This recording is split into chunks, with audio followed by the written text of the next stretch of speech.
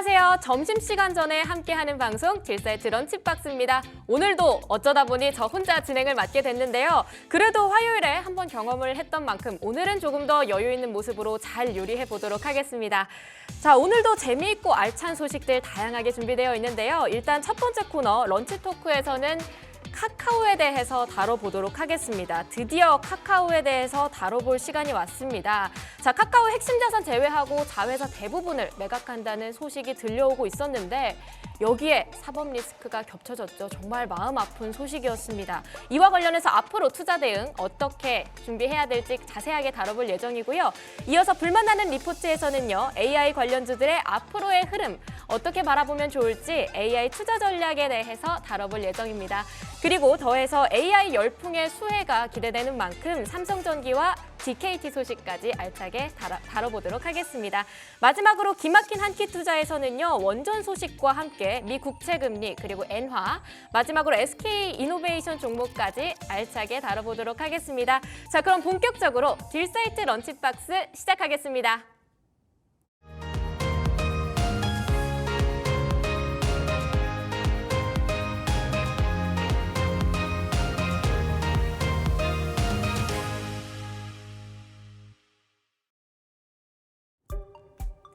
오늘의 런치 토크 주제는요. 카카오 다 판다는데 또 리스크입니다. 카카오가 핵심 자산을 제외하고 자회사 대부분을 매각해서 기업의 지배구조 개선에 나서겠다는 소식이 있었는데요. 와중에 시세 조종 혐의로 카카오 창업자 김범수 위원장이 구속기로에 놓이게 됐다는 소식까지 전해졌습니다.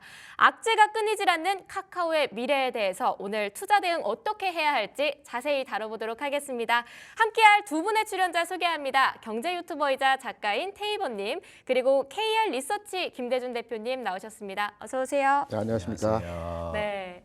카카오 참 마음 아픈 소식들 많이 전해주고 있는데 쪼개기 상장 이슈로 굉장히 여론이 안 좋았었습니다. 그런데 핵심 자산 제외하고 자회사 대부분을 매각한다고 밝혔었는데 이렇게 지배구조 개선하는 게 카카오 악재 좀 돌파구가 되어줄 수 있을 거라고 생각하시나요? 일단은 카카오는 제가 전문가입니다. 네. 네, 전문가예요. 일단은 네. 화면 좀 띄워주시면은 전문가라는 걸 먼저 일단 말씀을 드리고 시작을 해야 될 것 같아서 보시는 분들이 조금 불편할 수 있겠으나 저의 과거 카카오에 대한 발언들 한번 좀 정리를 해왔습니다. 카카오페이 상장할 때 네. 그리고는 카카오 분할 상장에 대해서 계속해서는 말씀을 네. 드렸고 그리고는 실제로 요거는 제가 방송에서는 최초로 자료로 공개하는 겁니다. 이게 2021년 6월 23일 네. 카카오에 대해서 제가 그냥 기록을 남겨놨어요. 네. 단타만 치셔라. 비싸다. 네. 위험하다. 라고 말씀드렸고 이게 6월 23일 기준으로 보시면은 요 날입니다. 17만 3천 원 찍기 직전 날, 바로 전날. 요때가 카카오뱅크 막혔네요. IPO 하는 날. 네. 자회사 상장이라는 게 이렇게 무서운 겁니다. 자회사 상장을 한다라는 거는 내가 어찌 보면은 그동안 내 자본으로 키운 회사를 따로 독립을 시키겠다라고 하는 거고 네. 그렇게 되면 회사에서 아주 알짜가 되는 그런 회사를 어찌 보면 우리가 LG엔솔도 마찬가지였죠. 알짜 회사가 따로 독립을 하는 거기 때문에 네. 이렇게 되면 뭐 자회사의 지분 가치 얘기 많이 하는데 그거 다 필요 없습니다. 다른 회사예요. 다른 회사로 보고 투자하셔야 됩니다. 그런데 우리나라는 여기 또 더블 카운팅이라고 얘기까지 나오는데 우리나라에서 이게 그 자회사에 대한 가치를 계속해서 언급하는 이유는 자회사의 실적이 모회사에 어느 정도 반영되기 때문에 그러니까 자회사가 성장하면 모회사의 숫자도 늘어난다. 그것 때문에 많이들 환상을 갖고 계십니다. 그런데 실제로 이게 자회사가 돈을 많이 번다. 그러면 자회사가 그 많이 번 것의 일부를 배당으로 모회사로 올리면 그때 모회사의 주가에 가치가 있어지는 겁니다. 그게 아니면은 이게 뭐 카카오가 카카오뱅크를 매각을 하냐? 매각 안 하거든요. 네. 카카오페이 매각 안 하거든요. 일반적으로는 안 하죠. 근데 오늘 말씀드릴 내용은 카카오페이도 그렇고 그리고는 다른 자회사들을 매각을 하겠다라고 하니까 이 부분에 있어가지고 시장에서 지금 카카오 그룹에 대해서 그동안 안 좋았던 민심 그리고는 계속 하락하는 주가 그리고는 지금 자본을 많이 끌어들여 놨기 때문에 네. 이 자본을 끌어들여놓은 것에 대해서 문제가 많이 발생을 해요. IPO를 못하면은 또 이제 문제가 또 생기니까. 네. 그래서 프리 IPO 자금을 받은 것에 대해서 시장에서 약간은 계속해서 의문을 제시하고 너네 또 IPO 할 거잖아라고 이야기를 하다 보니까 그 부분에서 지배구조 개편 이슈와 함께 약간 매각을 하겠다라고 이야기를 하고 있습니다. 다만 아직까지 어떤 기업들을 누구한테 얼마 주고 매각을 할 건지가 확정이 난 게 아니에요. 네. 그러니까 계획이 발표됐기 때문에 이 부분에서는 카카오가 그래도 좀 쇄신을 하려고 한다. 하지만 이 쇄신이 잘 될 건지에 대해서는 여전히 팔겠다고 하는 기업들이 IPO를 어찌 보면은 이제 준비하는 과정에서 자금을 받았어요. 네. 그거를 떠안아야 되는 거거든요. 그러니까 우리가 뭐 전세에 들어있는 집을 갭 투자하는 것처럼 이게 또 우리가 따로 M&A 해가는 사람들이 그럼 IPO 자금 들어온 것도 책임지고 뭔가를 물어내야 되는 혹은 그거를 IPO까지 끌고 가야 되는 그런 상황이다 보니까 네. 이 부분에서는 여전히 이게 정말 잘 될지에 대해서는 좀 지켜볼 필요가 있다. 이렇게 말씀을 드리고 싶습니다. 카카오 주주분들한테는 지금 좀 마음이 아픈 소식들이 계속해서 전해져 들어온 것 같은데 김대준 대표님은 좀 어떻게 생각하시나요? 저는 테이버 작가의 완전한 반대편에 서서 카카오를 바라보고 네, 있습니다. 오늘 찬과 방패네요. 네. 네. 테이버 작가 얘기한 것은 맞습니다. 네. 지금까지는 그러했습니다. 지금까지는 그랬다. 네. 앞으로는요? 그런데 이제 우리가 이제 주가라고 하는 것은 네. 미래 가치에 대한 현재 가격을 주가라고 하거든요. 그러니까 주식시장에 상장돼 있는 종목들은 과거의 흐름에 대한 반영된 가격이 아니고요. 네. 미래에 어떻게 될 것이다라는 흐름을 보고 지금의 가격이 형성되는 겁니다. 그렇죠. 다 기대감이죠. 테이버 작가 얘기한 내용에 의해서 17만 원에서 지금 4만 원까지 주가 하락을 했죠. 네. 저는 눈물 납니다. 카카오가 지난 3월에 그 대표이사 교체가 됐지 않습니까? 네. 여성 대표입니다. 정신아 대표인데 참고로 우리 그 박앵커는 네. 국내 상장 기업 중에 네. 여성 CEO가 있는 회사가 몇 개나 될까요? 아직 주식장에 대해서 막 그렇게 CEO까지 분석으로 나아가진 못했는데 많지는 않을 것 같아요. 왠지. 정확하게 뭐 모든 CEO를 제가 알고 있는 건 아니기 때문에 네. 제가 기억하고 있는 여성 CEO는 한 5분 정도, 한 6분 정도 계십니다. 대표적인 네. 기업의 여성 CEO가 카카오, 정신아 대표, 그다음 네이버 여성 대표죠. 네. 그리고 잘 알고 있는 호텔신라, 네. 그리고 태광산업 같은 경우에도 여성 CEO입니다. 그리고 CEO는 아니지만 회장으로 역임하고 있는 현대엘리베이터 여성 CEO들입니다. 네. 공통점이 뭘까요? 주체적이다? 그게 아니고요. 여성 CEO가 있는 회사들의 과거 네. 주가 상황에 대한 흐름들을 보게 되면 어. 위기 관리 능력이 굉장히 탁월했다는 겁니다. 위기 관리 능력이요? 왜냐하면 네. 남성 CEO 같은 건 뭐 특장점이 저 개인적인 생각이기 때문에 다를 수는 있겠지만 남성 CEO 같은 거는 이 추진력이 굉장합니다. 그래서 기업이 성장할 때는 그 추진력을 기반으로 해서 엄청난 주가 상승에서의 흐름들이 진행될 수 있거든요. 네. 그런데 위기가 왔을 때 남성 CEO보다는 여성 CEO들이 꼼꼼하고 세심하게 회사 관리를 하면서 안정화시키는 형태의 모습들을 많이 보여주거든요. 네. 대표적인 현대엘리베이터 같은 경우에도 과거에 이제 그 현대그룹의 회장님께서 사망하시고 나서 사모님 되시는 분이 회사를 잘 안정화시켰고요. 태광산업도 아버님한테 물려받아서 회사를 안정화시켰고 호텔신라 같은 경우도 마찬가지고요. 지금 카카오나 네이버 같은 경우에도 대표이사 취임한 게 한 100일 남짓 됩니다. 얼마 안 됐죠. 네. 이제 막 그 회사에 대한 안정화 단계를 추진하고 있는 단계이고요. 이런 과정이기 때문에 우리가 좀 더 지켜봐야 될 필요가 있다라는 부분으로 판단이 되고 있고요. 네. 여기에 이제 우리가 이제 계열사 부분에 대한 이제 얘기를 했기 때문에 그 네. 부분을 이제 정리해드리게 되면 국내 이제 5대 그룹사의 계열사 규모 형태를 보게 되면 SK가 가장 많아요. 계열사가 한 200개 정도 됩니다. 삼성도 한 80개, LG가 한 120개, 현대는 계열 분리가 됐기 때문에 그렇게 많지는 않아요. 근데 카카오가 최고 많았을 때의 계열사가 한 160개 정도 됐습니다. 와, 진짜 많네요. 그러니까 대기업 그룹사가 네. 아님에도 불구하고 네. 5대 그룹사가 아님에도 불구하고 160개면 어마어마하게 많은 거죠. 네. 네이버가 9개입니다. 손자 회사까지 합쳐도 30개가 안 됩니다.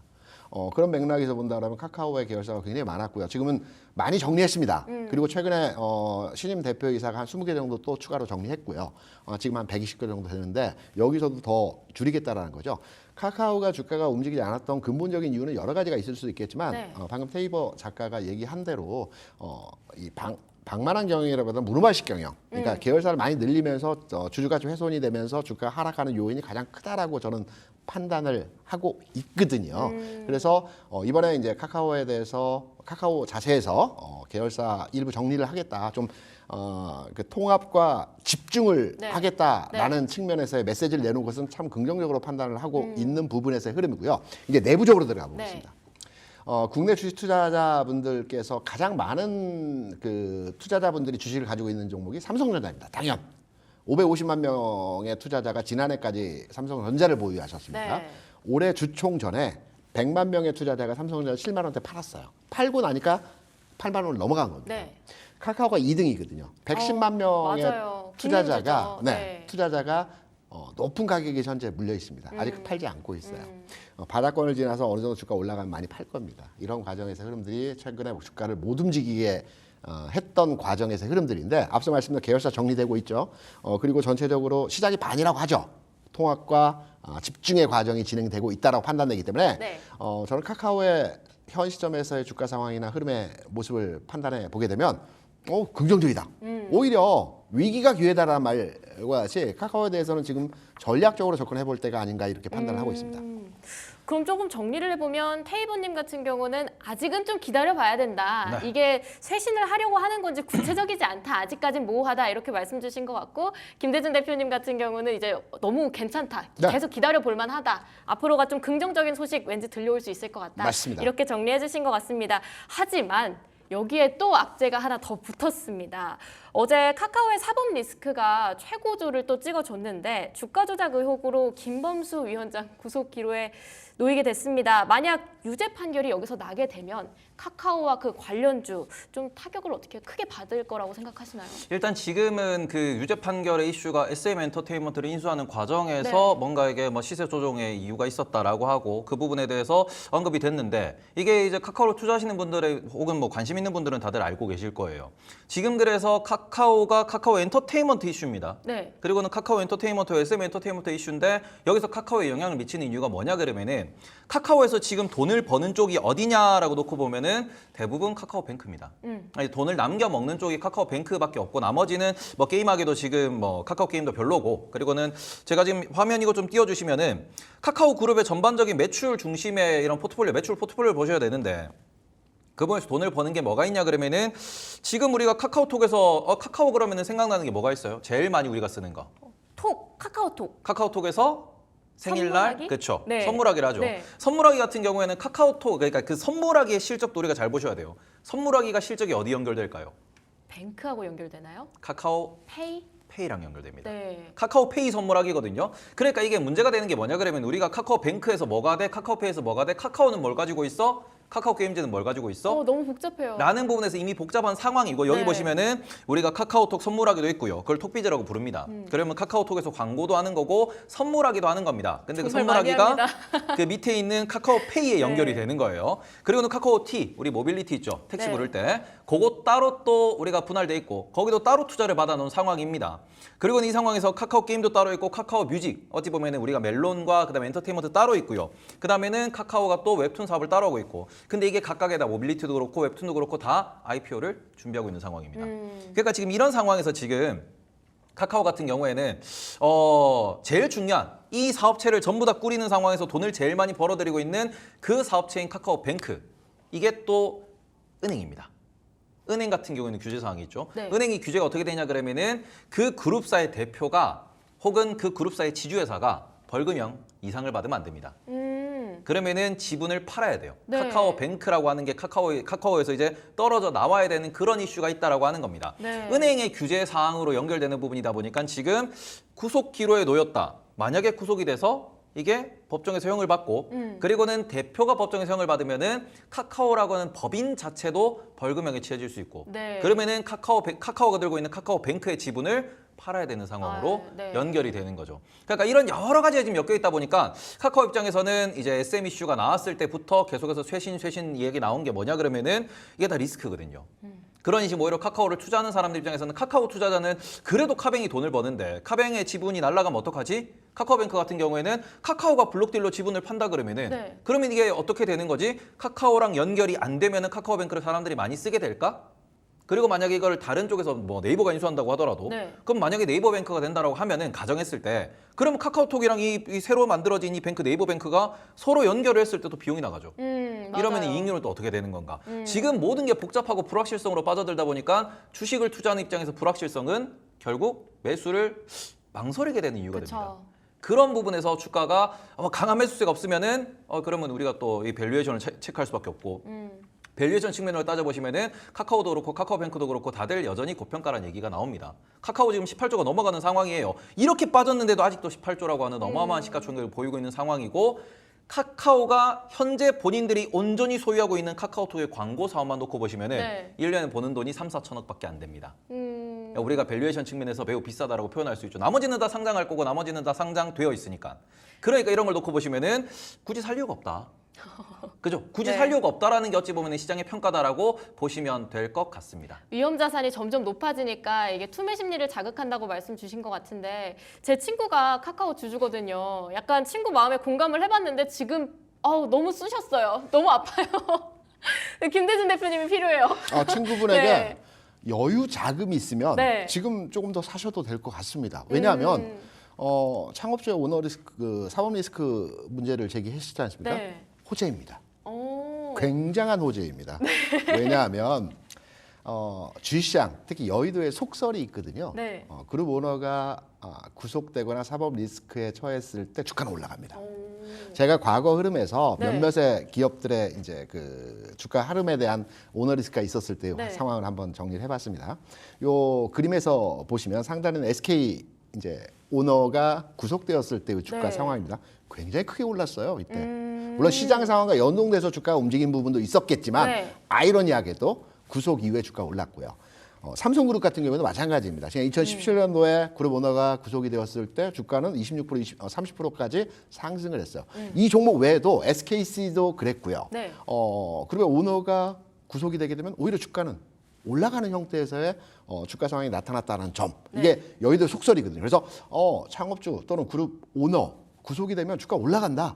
라는 측면에서 우리가 접근을 해본다고 한다면 물론 이게 카카오에도 그대로 적용되지는 않겠지만 네. 과거 흐름에서 이러한 몇몇의 종목들이 이러한 패턴의 모습들을 많이 보여줬다는 측면에서 본다면 카카오 같은 경우에도 지금 현재 창업주가 뭐 여러 가지 리스크가 있지만 이 리스크를 오히려 즐길 때다. 이 부분이 악재로서 작용되기보다는 과거 주가 여러 종목들의 흐름들에 대해서 올라갔다는 점을 감안해 보게 되면 악재보다는 오히려 악재 해소로의 시장 해석이 더 높은 의미로의 접근이 가능하지 않을까라고 판단합니다. 저희가 역사를 공부하는 이유가 어쨌든 미래를 내다보기 위해서잖아요. 네. 오히려 위기 속에서 기회를 또 엿볼 수 있는 순간일 수도 있다. 이렇게 정리를 해주신 것 같은데 또 한국의 대표적인 성장주 하면 네카오가 있습니다. 네이버하고 카카오 이렇게 있는데 성장주라고 막 기대받다가도 여러 번 몰매를 맞다 보니까 또 인식도 많이 바뀐 것 같아요. 글로벌적으로 봤을 때 국내 성장주들의 전망은 좀 어떻게 보이는지 이번에 김대중 대표님부터 먼저 설명해 주시면 좋겠습니다. 시장의 바람이 바뀌고 있고 성장주에 대한 투자 관점으로의 접근이 아주 많이 필요한 지점입니다. 우리가 보통 성장주가 움직이는 시장을 금융장세라고 합니다. 네. 돈이 시장에 들어오면서 새로운 시장의 패턴이 바뀌었을 때 성장주들이 움직이는 금융장세, 유동성 장세라고도 하고 네. 금융장세라고도 하는 시장이 성장주가 움직이는 장세. 네. 왜 그러면 금융장세, 유동성 장세가 생기느냐? 최근에 종합주가지수 측면에서 시장의 흐름을 보게 되면 네. 2,800포인트, 물론 오늘 주가 하락을 하긴 했지만 2,800포인트를 최근에 넘어서고 2,900 수준까지의 지수가 상승하는 모습들을 보여줬죠. 네. 2,800포인트가 어떤 의미를 가지고 있는지에서 말씀드리면 2,800포인트를 하향했을 때가 제 기억으로는 21년 3월, 4월 이때입니다. 미국에서 테이퍼링한다, 러시아 우크라이나 전쟁한다 이럴 때 2,800포인트 하향했고요. 네. 지난 한 3년 되나요? 3년의 기간 동안에 단 한 번도 2,800포인트를 돌파한 적이 없습니다. 최근에 지난 6월, 7월 이번에 거치면서 2,800포인트를 2년 반, 3년 만에 돌파했거든요. 그러면 방송에서 어떤 말이 나올까요? 지수 신고, 고점 돌파. 네. 2년 반 만에. 네. 시장 좋다. 드디어 드디어 네. 주식 투자할 때다. 네. 이런 분위기들 시장에 싹 쏠립니다. 그러면 그동안 주식 투자 안 하셨던 분들 같은 경우도 시장 좋다고 방송, 언론, 뉴스에서 솔깃하죠. 나오는데 네. 한번 나도 여유자금 가지고 투자해볼까? 네. 기존에 주식을 물렸던 분들도 주식시장 좋아진다고 하는데 내가 물린 종목 추가로 사볼까? 라고 많이들 생각하거든요. 시장 유동성이 모이게 되면 돈이 몰리는 거거든요. 돈이 몰리면 어떤 종목을 사느냐? 가치주보다는 성장 섹터의 종목들을 사게 되어 있습니다. 왜? 주식시장은 리스크 앤 테이크, 하이 리스크, 하이 리턴 네. 이런 과정에서의 흐름들이 만들어지기 때문에 지수가 신고가 또는 새로운 영역에 도달했을 때는 성장 섹터가 강하게 움직인다. 제가 표를 한번 제 머릿속에 있는 내용으로 한번 그려본 내용입니다. 네. 통상적으로 주가 하락할 때는 테마주들이 강합니다. 초전도체 같은 시장에 지수가 하락하기 때문에 특별하게 모임이 없는 종목들로 이제 쏠리거든요. 네. 지수 바닥 찍을 때는 대형주가 바닥을 치고 올라갑니다. 네. 이때 대형주 가는 거 아닌가라고 했는데 안 가요. 일시적인 하루 이틀 상승을 주고 제자리 걸음입니다. 그리고 나서 반등 줄 때 테마주가 한 번 더 상승을 주고요. 네. 일정 구간 위에 주가가 올라왔을 때 이때 가치주가 올라가거든요. 왜 가치주가 올라가냐면 최근 지수를 보게 되면 2,500에서 2,700 사이에서 한 3, 4개월 왔다 갔다 했어요. 시장의 투자 심리는 안 빠진다는 시장이에요. 왜? 외국인이 사니까 지난해부터 계속 사니까 시장은 안 빠질 거야. 네. 언제 올라갈지는 모르겠어. 그러면 지난 하락에 대한 경험이 있던 분들이 주식은 실적이 있는 회사를 사야 돼. 이런 심리가 변하거든요. 과거에 바이오를 투자했는데 엄청나게 손해봤어. 네. 역시 주식은 수출이 잘 되고 실적이 나오는 기업을 사야 된다라고 해서 이 가치주를 타는 거거든요. 그래서 최근까지 뭐 전력기기, 화장품, 음식료, 방사 이런 종목들이 최근까지 좋았어요. 맞아요. 그런데 새로운 돈이 들어오면서 리스크를 안는 겁니다. 그래서 성장주가 하는 겁니다. 뭐 드디어. 바이오, 2차 전지, 플랫폼, 게임, 로봇 네. 이런 종목들이 새로운 패러다임으로 전환으로 해서 이런 종목들 가게 되는 거거든요. 그래서 성장 섹터가 그간에 안 움직였지만 네. 이제 시장의 변화의 흐름이 만들어지면서 이 종목들이 가는 시기다. IT 플랫폼, 네카오 지금 봐야 되는 이유 중에서 아주 결정적인 이유죠. 이제 드디어 딱 펼칠 시기가 왔다라고 맞습니다. 말씀을 해주셨군요. 동의하십니까? 카카오에 제일 지금 우리가 어찌 보면 이제 기대할 수 있는 포인트는 두 가지가 있어요. 네. 뭐냐 그러면은 일단은 앞서 말씀을 해주신 것처럼 금리 인하 해가지고 네. 진짜 금리 인하가 좀 빠르게 되면서 시장에서 유동성 장세로 넘어가는 과정, 그러니까 우리가 소프트 랜딩을 한다라는 그 관점에서 시장에서 이제 너나 나나 주식이 다 올라간다라고 하면은 그러면은 2021년처럼 다시 한번 이게 뭐 불을 뿜는 장세가 나올 수도 있겠죠. 네. 근데 그런 관점에서 여전히 시장에 대해서 우리가 이야기하는 거는 하이어 for longer. 우리가 고금리가 오래 지속될 거다라고 이야기를 하고 있다 보니까 요거는 아직까지는 아니다라고 좀 보셔야 될 것 같고. 그러면은 한 가지가 있습니다. 그러면 지금 얘네들이 카카오가 지금 매각한다 그러죠. 그럼 매각한다고 했을 때 얘들이 매각을 해서 하나하나의 그 소위 말하는 그 지분 가치들을 팔고 네. 현금을 받아들일 거 아닙니까? 그럼 카카오에 현금이 쌓여요. 음. 그러니까 우리가 지금 상장되어 있지 않은, 그러니까 우리가 자산을 처분하겠다라고 얘기하는 그런 많은 기업들이 있습니다. 뭐 예를 들어서 카카오 엔토도 지금 매각을 생각한다라고 하고 SM엔터 지분도 팔겠다라고 하고 그러고는 카카오 VX라고 있는데 그것도 팔겠다라고 이야기가 나오고 있으니까 그럼 이런 여러 가지에 있어가지고 이런 것들을 매각을 하면 그 현금으로 무엇을 할까? 그러면 그게 뭐 자사주 매입 소각을 할 수도 있는 거고 네. 아니면 신사업에 투자를 할 수도 있는 거고 그리고 해외 진출을 또 타진할 수도 있겠죠. 뭐 시간은 뭐 그게 될지 안 될지 모르겠지만 네. 그러니까 그런 부분을 놓고 보시면은 카카오가 정말로 M&A에 성공한다 그러면은 그건 호재로 작동할 수 있습니다. 근데 지금 제가 화면 좀 띄워주시면은 M&A에 성공하려면은 이런 산들을 넘어야 됩니다. 보시면은 매출보다 많은 부채, 카카오 엔터테인먼트 프리 IPO를 한다라는 얘기가 나왔고 작년에 카카오 엔터테인먼트에 누가 돈을 넣었습니까? 사우디가 와서 네. 1조 2천억을 넣었습니다. 네. 그러면 사우디에 1조 2천억 빈 문서가 이미 잡혀 있는 카카오 엔터를 누가 사가냐 이거죠. 1조 2천억 또 안아야 되는데 이미 전세 자금 들어와 있는 상황이고 이 집을 사야 되는데 네. 시장이 IPO에 그렇게 녹록한 상황도 아니고 그러고는 뭐 카카오 엔터 같은 경우는 지금 우리가 엔터라고 하는 뭐 K-팝이라고 하는 이 부분이 앞으로도 뭐 성장을 한다라는 거는 뭐 우리가 볼 수 있겠으나 지금 시황이 좋지는 않거든요. 네. 경기 침체니 뭐 이런 얘기가 나오다 보니까 그런 상황에서 IPO를 몇 년 안에 해야 된다라는 조건을 달고 M&A에 가는 건데 누가 사갈 거냐? 이거를 정확하게 이게 뭐 좀 돈이 되는 가격에 사줄 거냐는 것도 네. 문제가 되는 겁니다. 그것도 보시면 카카오 VX도 있습니다. 보시면은 골프하는 곳이에요. 스크린 네. 골프. 네. 근데 여기가 이미 여기도 IPO를 한다고 투자를 다 유치를 받았습니다. 네. 이거 또한 꼭 가져가야 돼요. 그렇죠? 근데 최근에 골프존 주식 보시면은 네. 여기 대장주인데 뭐 그쪽에 뭐 그렇게 딱히 주가가 재미있는 상황은 아닙니다. 네. 그러다 보니까 여기도 혁신성, 성장성, 뭐 프리미엄을 주고 IPO를 하기가 이것도 좀 문제가 되는 거고 네. 그런 상황에서 또 보시면은 카카오 모빌리티 여기도 조 단위로 매출이죠. 이게 프리 IPO가 들어있는 상황이죠. 그러니까 지금 팔겠다라고 하는 종목들을 보시면은 주식들을 보시면은 팔릴까라는 거예요. 이게 정말로 카카오가 팔겠다라고 뭐 이야기를 하지만 진짜 누가 사갈까? 그리고는 그 상황에서 이걸 얼마나 이거를 좀 이렇게 좀 현금 확보할 수 있을까? 그리고는 그 확보된 현금을 어디다 쓸까가 지금 카카오 주주의 가장 큰 궁금증이겠죠. 그리고 카카오페이 같은 경우는 상장이 돼 있다 보니까 네. 그래서 카카오페이를 팔겠다라고 이야기하면은 누가 사주지 않을까요라고 하실 수 있는데 최근에 SK 이테크놀로지도 보셨겠지만 시장에서 지금 고금리입니다. 네, 맞아요. 돈이 귀해요. 그쵸. 주변에 스타트업 하는 친구들도 지금 이게 외부 투자 유치 받기를 정말 어려워하고 있습니다. 그러니까 돈이 안 도는 시장이란 말입니다. 네. 근데 돈이 돌지 않는 지금 시장에서 이게 매력도가 물음표인 M&A를 한다 그러면은 그쪽에는 돈이 잘 안 들어가죠. 미국에서도 지금 적극적으로 M&A가 되는 거는 뭐냐 그러면은 AI 관련된 신사업을 하는 기업들, 반도체 관련된 기업들, 네. 그리고 또 되는 게 지역은행들 M&A가 많이 되고 있습니다. 그런데 애매한 기업들은 M&A가 잘 안 돼요.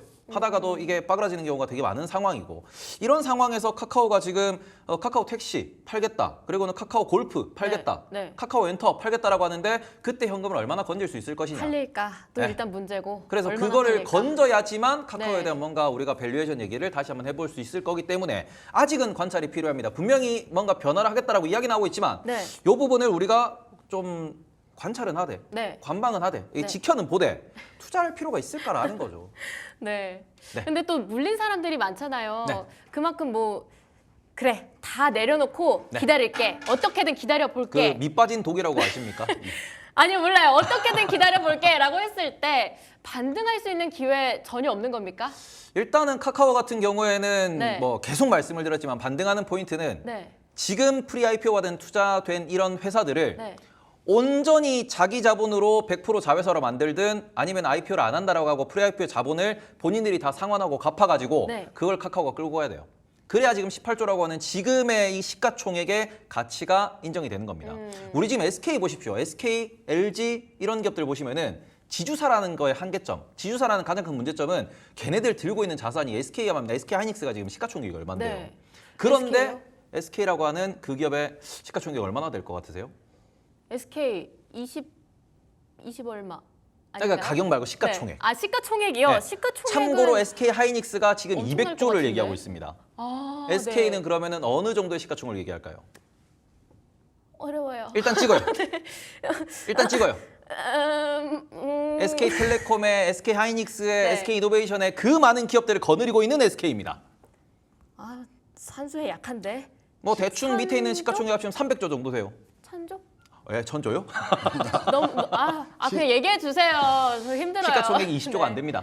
10몇 조밖에 안 돼요. 네. 가지고 있는 현금이 10조가 넘어가는데도 10몇 조밖에 안 됩니다. 왜 그럴까요? 그게 지주사라는 것이 그런 네. 것 때문입니다. 카카오가 지주사예요. 그러니까 우리가 카카오라는 기업에 대해서 환상을 많이 갖고 계시는데 네. 지주사는 사전에도 이렇게 표시되어 있습니다. 페이퍼 컴퍼니. 맞아요. 그냥 종이로 존재하는 회사예요. 그런데 그 회사가 자회사들의 가치를 이렇게 받아가지고 저 위에 떠 있는 겁니다. 엄청 펌핑한 거군요.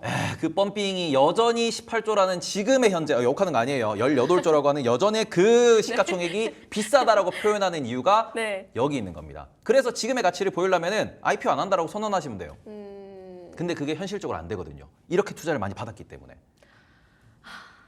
알겠습니다. 테이버 작가가 네. 오늘 터진 김에 저도 확 풀어내겠습니다. 좋아요, 좋아요. 세 가지 문제점을 얘기했거든요. 네. 메가 이슈, AI, 네. 지주사. 제가 요 세 가지에 대해서 정확하게 반론을 하겠습니다. 네. 첫 번째, 메가 이슈. 네. 굉장히 메리트 있어요. 저는 카카오 엔터를 사기 위해서 지금 돈을 모으고 있거든요. 진짜요? 네, 왜냐하면- 주인이 있는데요? 네네. 아직 뭐 크게 점심가 아껴서 모으고 있기 때문에 아직 좀 많은 시간이 필요하지만 카카오 엔터 보면 제가 좋아하는 아이유가 자회사에 소속돼 있어요. 메리트가 있는 자회사들 굉장히 많습니다. 네. 사고자 하는 회사들 굉장히 많아요.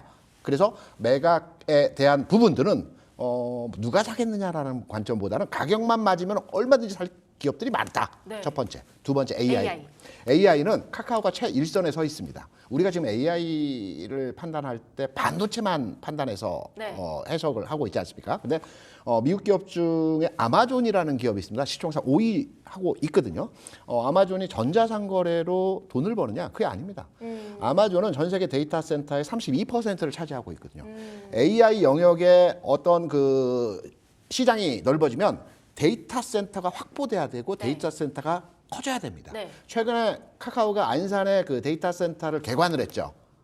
굉장히 큰 데이터 센터입니다. 그리고 네. 아마존이 국내에 7조 원을 들여서 데이터 센터를 앞으로 건축을 한다고 합니다. 네. 그리고 LGU 플러스도 1조 2천원을 들어서 데이터 센터를 짓고 있고요. 네. 네이버는 동탄을 짓고 있고요.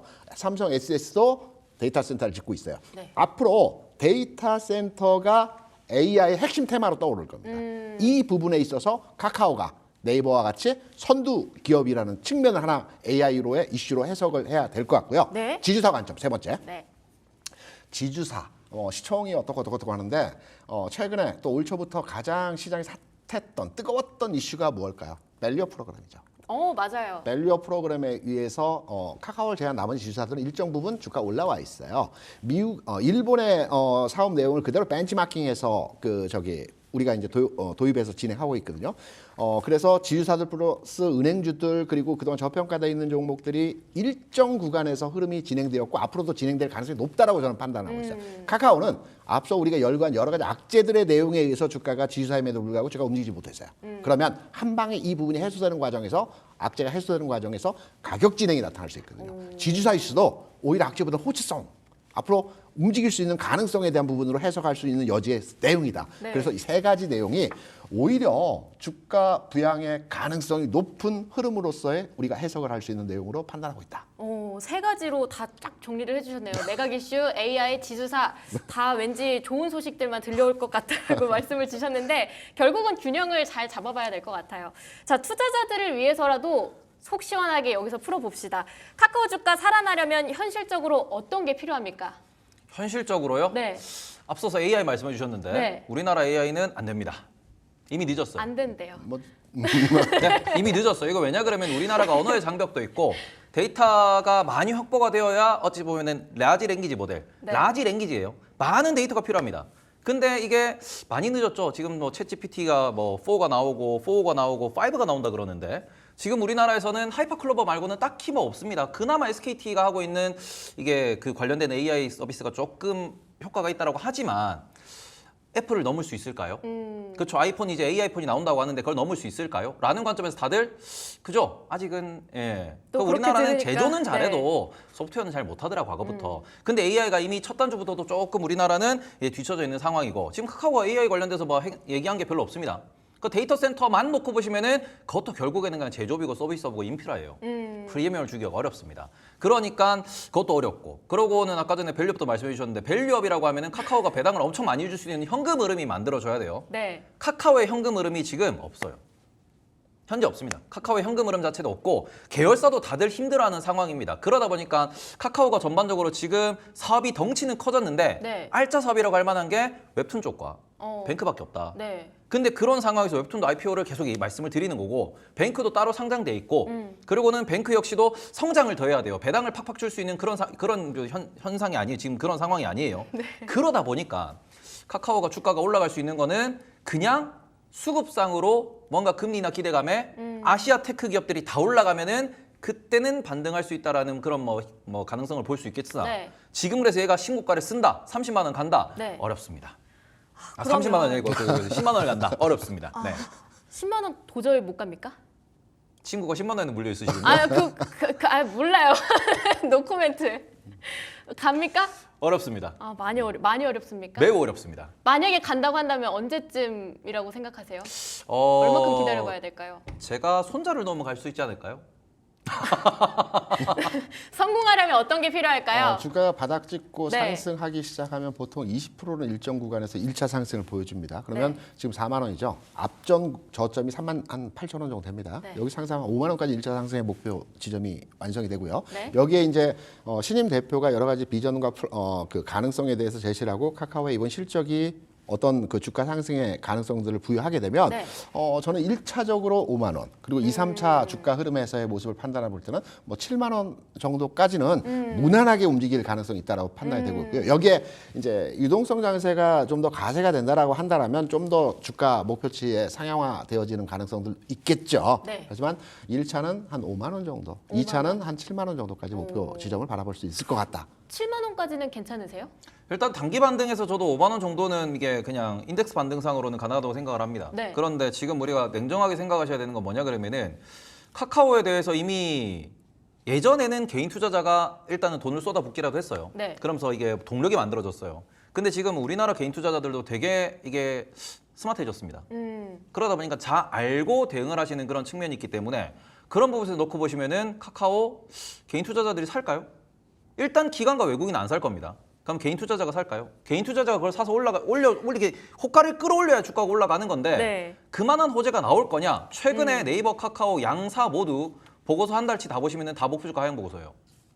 기관도 그렇고 외국인도 그렇고 좋다라고 볼 수가 없는 환경에서 이게 정말로 대형 트레이드, 대형 매각이 되고 그 현금 가지고 자사주 매입 소각을 대규모로 한다 그러면은 그런 동인으로는 반등할 수 있겠으나 네. 지금 상황에서 반등의 포인트를 찾는 거는 매우 어려울 것 같다. 이렇게 말씀드릴 수 네, 알겠습니다. 있을 것 같습니다. 그러면 오늘 마지막으로 이 이슈 주제 관련해서 한마디씩만 하고 마무리를 해볼까 하는데요. 대표님부터 먼저 한마디 해주시죠. 오늘 시간이 많으면 밤새도록 또 테이버 우리 작가에 대한 얘기를 제가 반론하면서 네. 카카오에 대한 긍정적인 요인들을 말씀드릴 수 있겠는데 네. 우리가 제한된 시간, 한정된 시간 있죠. 우리가 바닥을 지날 때는 네. 바닥인지 모릅니다. 지나고 나서야 그게 바닥이었구나라고 많이 판단을 하거든요. 네. 지금이 그 지나고 있는 바닥이라고 생각합니다. 이제 바닥 다지기 거의 다 끝나간다. 네, 지나가고 네. 있습니다. 테이버님은요? 일단 저는 그래도 카카오가 뭔가 이제 바뀌겠다라고 했기 때문에 네. 그 부분에 좀 방점을 찍어가지고 일단은 그 터닝 포인트는 왔다. 근데 이 터닝 포인트에서 제대로 턴을 해야지 우리가 좀 볼만해질 것이고 이 터닝 포인트에서 뭐 턴을 못 한다 그러면은 여전히 이제 국민 원망주로 남을 것 같다. 이렇게 좀 말씀을 드릴 수 있을 것 같습니다. 네.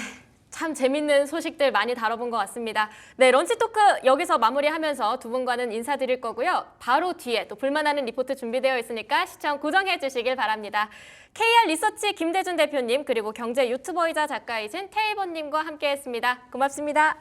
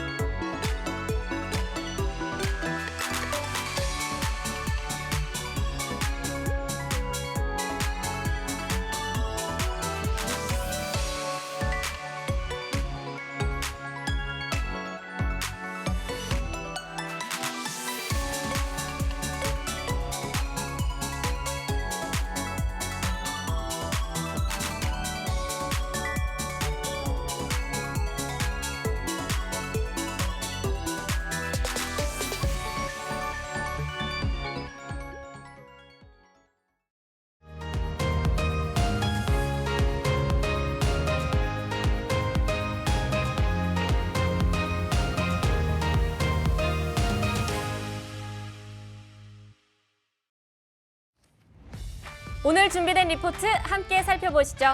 NH투자증권에서 AI 대장주들의 전망을 다룬 산업 리포트를 시작으로 어제 전기차용 2000V 고전압 MLCC를 개발했다고 아주 시끌시끌했습니다. 삼성전기의 이야기, 또 온디바이스 AI와 ESS 수혜주로 주목받는 DKT 소식까지 하나증권 리포트를 통해 살펴보도록 하겠습니다.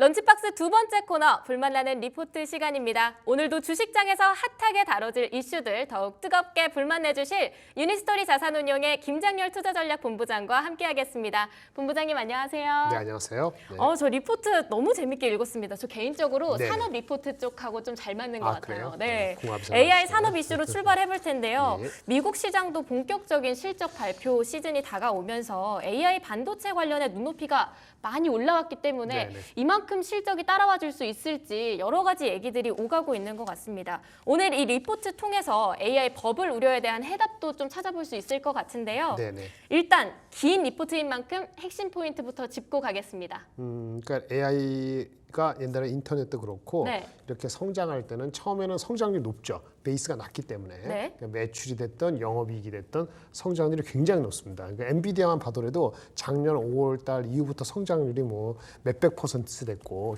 최근에도 200% 가까이 이렇게 150% 이렇게 성장을 했는데 네. 근데 언젠가는 베이스가 높아지니까 그러니까 올해 초, 올해 중반 하면은 내년도 초반 되면은 성장률이 내려가지 않겠습니까? 네. 그래서 과거에도 이렇게 성장률이 어느 정도 올라가다가 고공행진하다가 성장률이 내려가는 이런 패턴이 있었을 텐데 그 당시에 주도주였던 그 당시는 AI는 아니었습니다만은 IT의 주도주였던 주식들이 얼마만큼 그 상승을 유지했는가 네. 아니면 조정을 받더라도 일시적이고 어느 정도의 위치를 유지했는가 이런 과거 사례를 가지고 지금의 AI 주도주는 어떻게 될 것인가를 한번 논리를 펴본 것 같아요. 네. 뭐 IT 전문가는 아니시지만 이분은 전략적인 관점에서 그렇게 본 건데요. 결론적으로는 이렇습니다. 그 한 30년 전에 네. 우리 아마 앵커님은 태어나시기 전인 것 같은데 그렇죠. 그렇네요. 30년 네. 30년 전에 사실은 30년 전이면 저도 애널리스트라든지 이쪽 증권에 있지 않고 막 이제 직장 생활을 했을 무렵이기 때문에 네. 저도 뭐 지나갔다 하지만 그 기억은 안 나지 않아요. 근데 IT의 대명사였던 IBM이라는 회사가 있습니다. 네. IBM은 아실 거예요. 근데 여러분 IBM은 이제 우리 생활에는 멀어진 것 같습니다만은 본격적인 개인용 컴퓨터, 이른바 퍼스널 컴퓨터를 PC라 그러는데 네. PC 시대 이전에 처음에 컴퓨터에서 B2B 이제 고객 그 커스텀 이제 기업들한테 PC를 팔고 네. 이럴 때 넘버 원이 당연 IBM이었거든요. 인터내셔널 비즈니스 머신즈라는 회사인데 네. 그 몰랐죠, 약자. 약자는 몰랐어요. 그 몰랐을 거예요. 뭐 그 당시 30년에도 IBM이 인터내셔널 비즈니스 머신즈라는 걸 모르는 사람도 있었어요. 하지만 그 당시에 IBM이 넘버 원이었어요. 시가 그 IT 업종에서는 1위였거든요. 네. 근데 얘네들이 성장을 계속하다가 어느 순간 성장이 좀 내려가는데 간과한 게 있어요. 새로운 시장, 그러니까 이제 우리 개인 PC용이죠. B2C? B2C 네. 또는 컨슈머 PC 시장이 열리는데 그거를 네. 좀 과소평가한 측면이 있죠. 아, 거기에 이제 인텔하고 뭐 이제 마이크로소프트가 이제 들어가면서 치고 애플도 올라갔군요. 네. 근데 이제 IBM은 그런 걸 무시하면서 성장률이 좀 조금 꺾이기 시작하면서 이제 주가가 떨어졌거든요. 네. 지금도 이제 그런 판국이 된다면은 이슈가 되겠죠. 그러니까 엔비디아라든지 이런 업체가 지금 이제 기본의 학습 기준으로 해서 AI를 성공시켰는데 뭐 추론형으로 발달되고 생성 AI에서 좀 더 기존의 데이터를 학습한 다음에 이거를 여러 가지 활용하는 입장으로 바뀌면은 GPU 시장에 대한 요구 사항이 바뀌거나 네. 경쟁이 달라질 소지가 있다는 얘기를 계속 해오고 있거든요. 혹시 그런 식으로 가면은 옛날에 IBM처럼 그렇게 무너질 수 있지 않을까 이런 생각을 한번 해본 거예요. 그렇게 얘기를 한 게 첫 번째고 두 번째는 어쨌든 실적은 베이스가 높아지기 때문에 네. 계속 100% 150% 성장할 수 없거든요. 그러니까 어느 순간에 내려와야 돼요. 그쵸. 내려오는데 내려오더라도 매출 성장은 내려가더라도 절대적인 이익 규모 있잖아요. 네. 얘네들이 리더십을 갖고 있고 만약에 시장을 이제 좌지우지하는 지배력이 유지되면은 네. 마진율이 그렇게 훼손이 잘 안 돼요. 그러면 이익은 어느 정도 꾸준하게 지속성이 있다고 하면은 고성장에서 약간 내려가서 주가가 조정을 받더라도 네. 1등, 2등 그 지위 자체가 흔들리지 않을 것이다. 이런 얘기를 하는 거거든요. 이거는 무슨 얘기냐면 엔비디아가 마켓쉐어도 1등이지만 85% 90%지만 마진도 지금 영업이익률이 한 거의 60% 이렇게 넘어요. 네. 60%이기 때문에 이 마진율이 흔들리면 아마 애널리스트들이나 투자가들이 다르게 볼 수 있어요.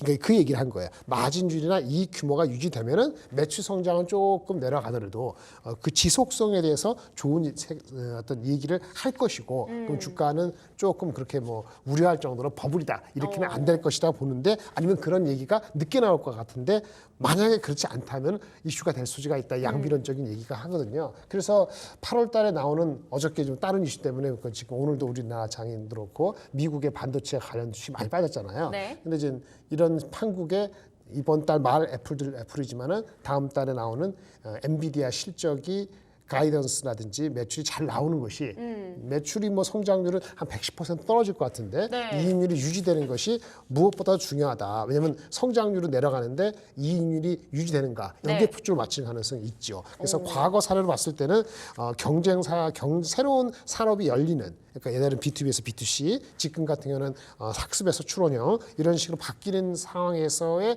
경쟁 어떤 변화 여부, 그다음에 이익의 규모가 그래도 유지되는지 이거에 대해서 이번 실적에서 매우 유심히 바라봐야 될 시기다. 한 달 뒤죠. 사실은 지금 미국의 그러한 이상 돌발적인 그런 코멘트가 없었다면은 네. 좀 편안히 바라볼 수 있는 건데 실적은 우리나라 실적이 나쁘지 않은데 지금 이렇게 되면은 미국의 빅테크 업체들의 실적과 가이던스가 더 중요해졌어요. 만약 거기서 자들 안 나오면은 네. 지금 그 다른 외부 연구로 내려간 주식의 IT가 더 빠지지 않더라도 기간 조정이 꽤 갈 수 있는 그런 기로에 서 있다라고 말씀을 드리겠습니다. 크게 두 가지를 말씀 주셨는데 일단 첫 번째는 그 기업에서 시장의 흐름을 잘 파악하고 여러 변수들을 좀 생각해둘 필요가 있다. 네. 뭐 하나라도 무시하지 않고 다 끌고 가야 된다라고 말씀해 주신 것 같고요. 두 번째 같은 경우는 일단 성장폭이 조금 줄고 또는 떨어진다고 하더라도 전체적으로 봤을 때 꾸준하게 오르는 모습만 보여주면 영업이익, 일단 오케이다. 이익이. 네, 이익이 영업이익이. 마진율이 떨어지면 네. 이슈가 될 겁니다. 마진율이 매우 중요합니다. 마진을 그러면 좀 저희가 예의주시를 해야 되겠네요. 그거는 경쟁사가 들어왔다는 얘기가 되는 거니까. 자, 그러면 AI 산업 주도주를 저희가 볼 때 네네. 특히 더 신경 써야 되는 게 마진율 외에 다른 것들은 없을까요? 아까 말한 것처럼 매출 성장률은 고급 행진을 네. 계속할 수는 없으니까는 네. 그래도 팍 떨어지면 안 되겠죠. 네. 그래서 어느 정도 용인하는 정도의 초고 성장률이 고성장으로 떨어지는 건 불가피한데 중요한 건 아까 마진율, 그다음에 경쟁사가 들어왔을 때 대처하거나 거기에 준비 사항 이런 것을 좀 말씀드릴 수 있겠습니다. 마진율과 경쟁사와의 그런 구도를 잘 봐야 네. 되겠습니다. 그러면 첫 번째 리포트 한 줄 평 달아볼까요? 네, 첫 번째 리포트 투자 전략에서 리포트 나온 건데 핵심 포인트는 이익 지속성이었잖아요. 네. 거기에 대한 제 얘기는 지금 이 시기가 좀 더 까다로워질 실적 체크 시기다라고 말씀드리겠습니다. 체크를 네. 아주 실적을 좀 까다롭게 해야 돼요. 까다롭게. 네. 알겠습니다. 까다롭게 한번 보도록 하겠습니다. 바로 이어서 삼성전기 소식 살펴볼 텐데요. 삼성전기는 어제 또 따끈따끈하게 소식이 올라왔어요. 네, 무려 2000V 고전압 MLCC를 개발했다. 이런 그렇습니까? 기사들을 많이 봤는데요. 네, 네, 네. 좋은 소식이 있었기 때문에 더 궁금해지기도 합니다. 앞으로의 업황 흐름 어떻게 보시나요? 네, 이 리포트는 삼성전기 NH투자증권 나온 리포트는 한 두 가지 포인트가 있는데요. 일단 목표 주가를 높였어요. 네. 이게 무거운 주식입니다. 삼성그룹 중에서 휴대폰에 관련되는 부품 만드는 회사란 말이에요. 네. 휴대폰이 그렇게 잘 팔린다는 얘기는 많이 못 들었잖아요. 휴대폰이 이제 최악을 벗어나서 조금 회복되는가 이 정도로 보고 있는 거고 네. 이게 삼성전기니까 삼성전자에도 들어가집니다만은 중국화도 들어가고 휴대폰에 관련되는 거거든요. 그래서 첫 번째는 목표 주가를 올리는 게 아주 자주 일어나는 게 아닌데 네. 목표 주가가 꽤 많이 올랐어요. 25만 원을 제시하셨더라고요. 네. 최근에 삼성전기가 주가가 조금 야금야금 올랐는데 온 디바이스 휴대폰에서 삼성전기의 최대 그 제품 매우 중요한 제품이 MLCC 멀티레이어 커패시티거든요. 네. 커패시터 이제 전류를 저장하는 그런 휴대폰에서 그런 역할을 해요. 손톱만한 작은 건데 그거의 부품 회사인데 이거는 그렇게 변하지가 않아요. 그래서 그렇게 많이 어닝 포캐스트가 바뀌지 않는데 어닝 포캐스트에 대한 긍정적인 얘기를 하면서 목표 주가를 무려 25만 원을 제시했어요.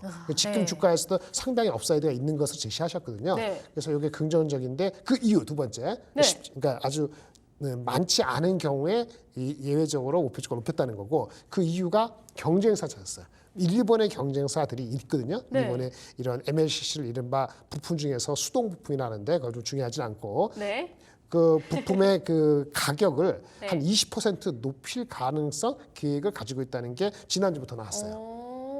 그 수동 부품, MLCC 수동 부품의 일환이기 때문에 뭐 그 경쟁사가 뭐 인덕터, 뭐 수동 부품 여러 가지 가격을 올리는 거는 왜 올리는 거냐? 아마도 수급이 좋아지니까 반도체 그쪽 부품에 대한 수요 공급이 최악이었는데 휴대폰이나 이런 쪽에 전장이나 이런 쪽에서 네. 수요가 조금 살아나는 것 같아요. 그래서 제목을 이분이 업황 회복.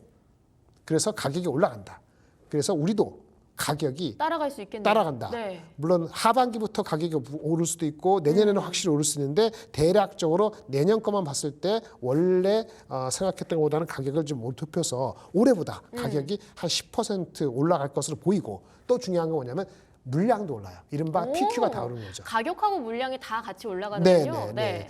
P는 이제 왜 오르고 Q는 왜 오르냐면서 최악의 재고 악순환이 해소가 되고 또 하나는 온디바이스 AI 휴대폰이 되면은 네. MLCC가 고집적 되거나 MLCC 개수가 되거나 둘 중에 하나가 되기 때문에 Q도 늘 수가 있어요. 그래서 그거를 복합해서 내년도 이익을 소폭 높이면서 자신감이 생기니까 이 경쟁사가 PER이 엄청 높은데 삼성전기 너무 지나치게 평가된 거 아니야? 예를 들어서 일본에 무라타, 뭐 타이유덴 이런 회사 있는데 얘네들이 한 20배 후반대 거래되고 있거든요. PER. 근데 우리는 PER이 한 13배밖에 안 되니까 판토막도 안 된다.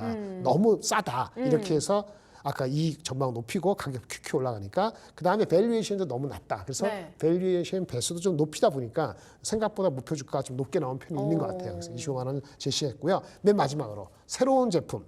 일반 커패시티가 아니고 실리콘 기반한 커패시티를 하면서 발열 문제 이런 문제가 되고 전력이 항상 이슈가 되는데 네. 기존 MLC보다 그 발열 문제를 많이 줄여놓은 실리콘 커패시티 제품을 지금 준비하고 있는데 네. 아마 올해 가을 9월부터는 삼성전자 같은데 이런 네. 쪽에 납품을 할 것으로 기대하고 있어요. 이건 마진 높아지는 거죠. 대신에 이제 실리콘 캐퍼시터라고 하는 네. 차세대 제품까지 그렇죠. 지금 경쟁력을 가지고 있다. 네. 이렇게 말씀 주셨던 것 같습니다. 전반적으로 기대되는 소식들이 많이 있네요. 네, 그래서 내년도 네. 실적을 기준으로 했을 때는 싸다고 얘기할 수 있고요. 올해 실적은 뭐 쏘쏘했기 때문에 지금 한 PER 20배, PBR 한 1.6배 정도 되는 것 같은데 올해 기준으로는 이제 뭐 아주 싸다고 할 수는 없어요. 근데 아까 말씀드린 것처럼 PQ가 다 올라간다. 새로운 제품이 올 가을부터 출시돼서 내년 실적에 본격 반영된다 하면은 뭐 그렇게 보면은 좀 무거운 주식이 오래간만에 상승 곡선을 계속 유지할 가능성에 무게 중심을 두는 것 같습니다.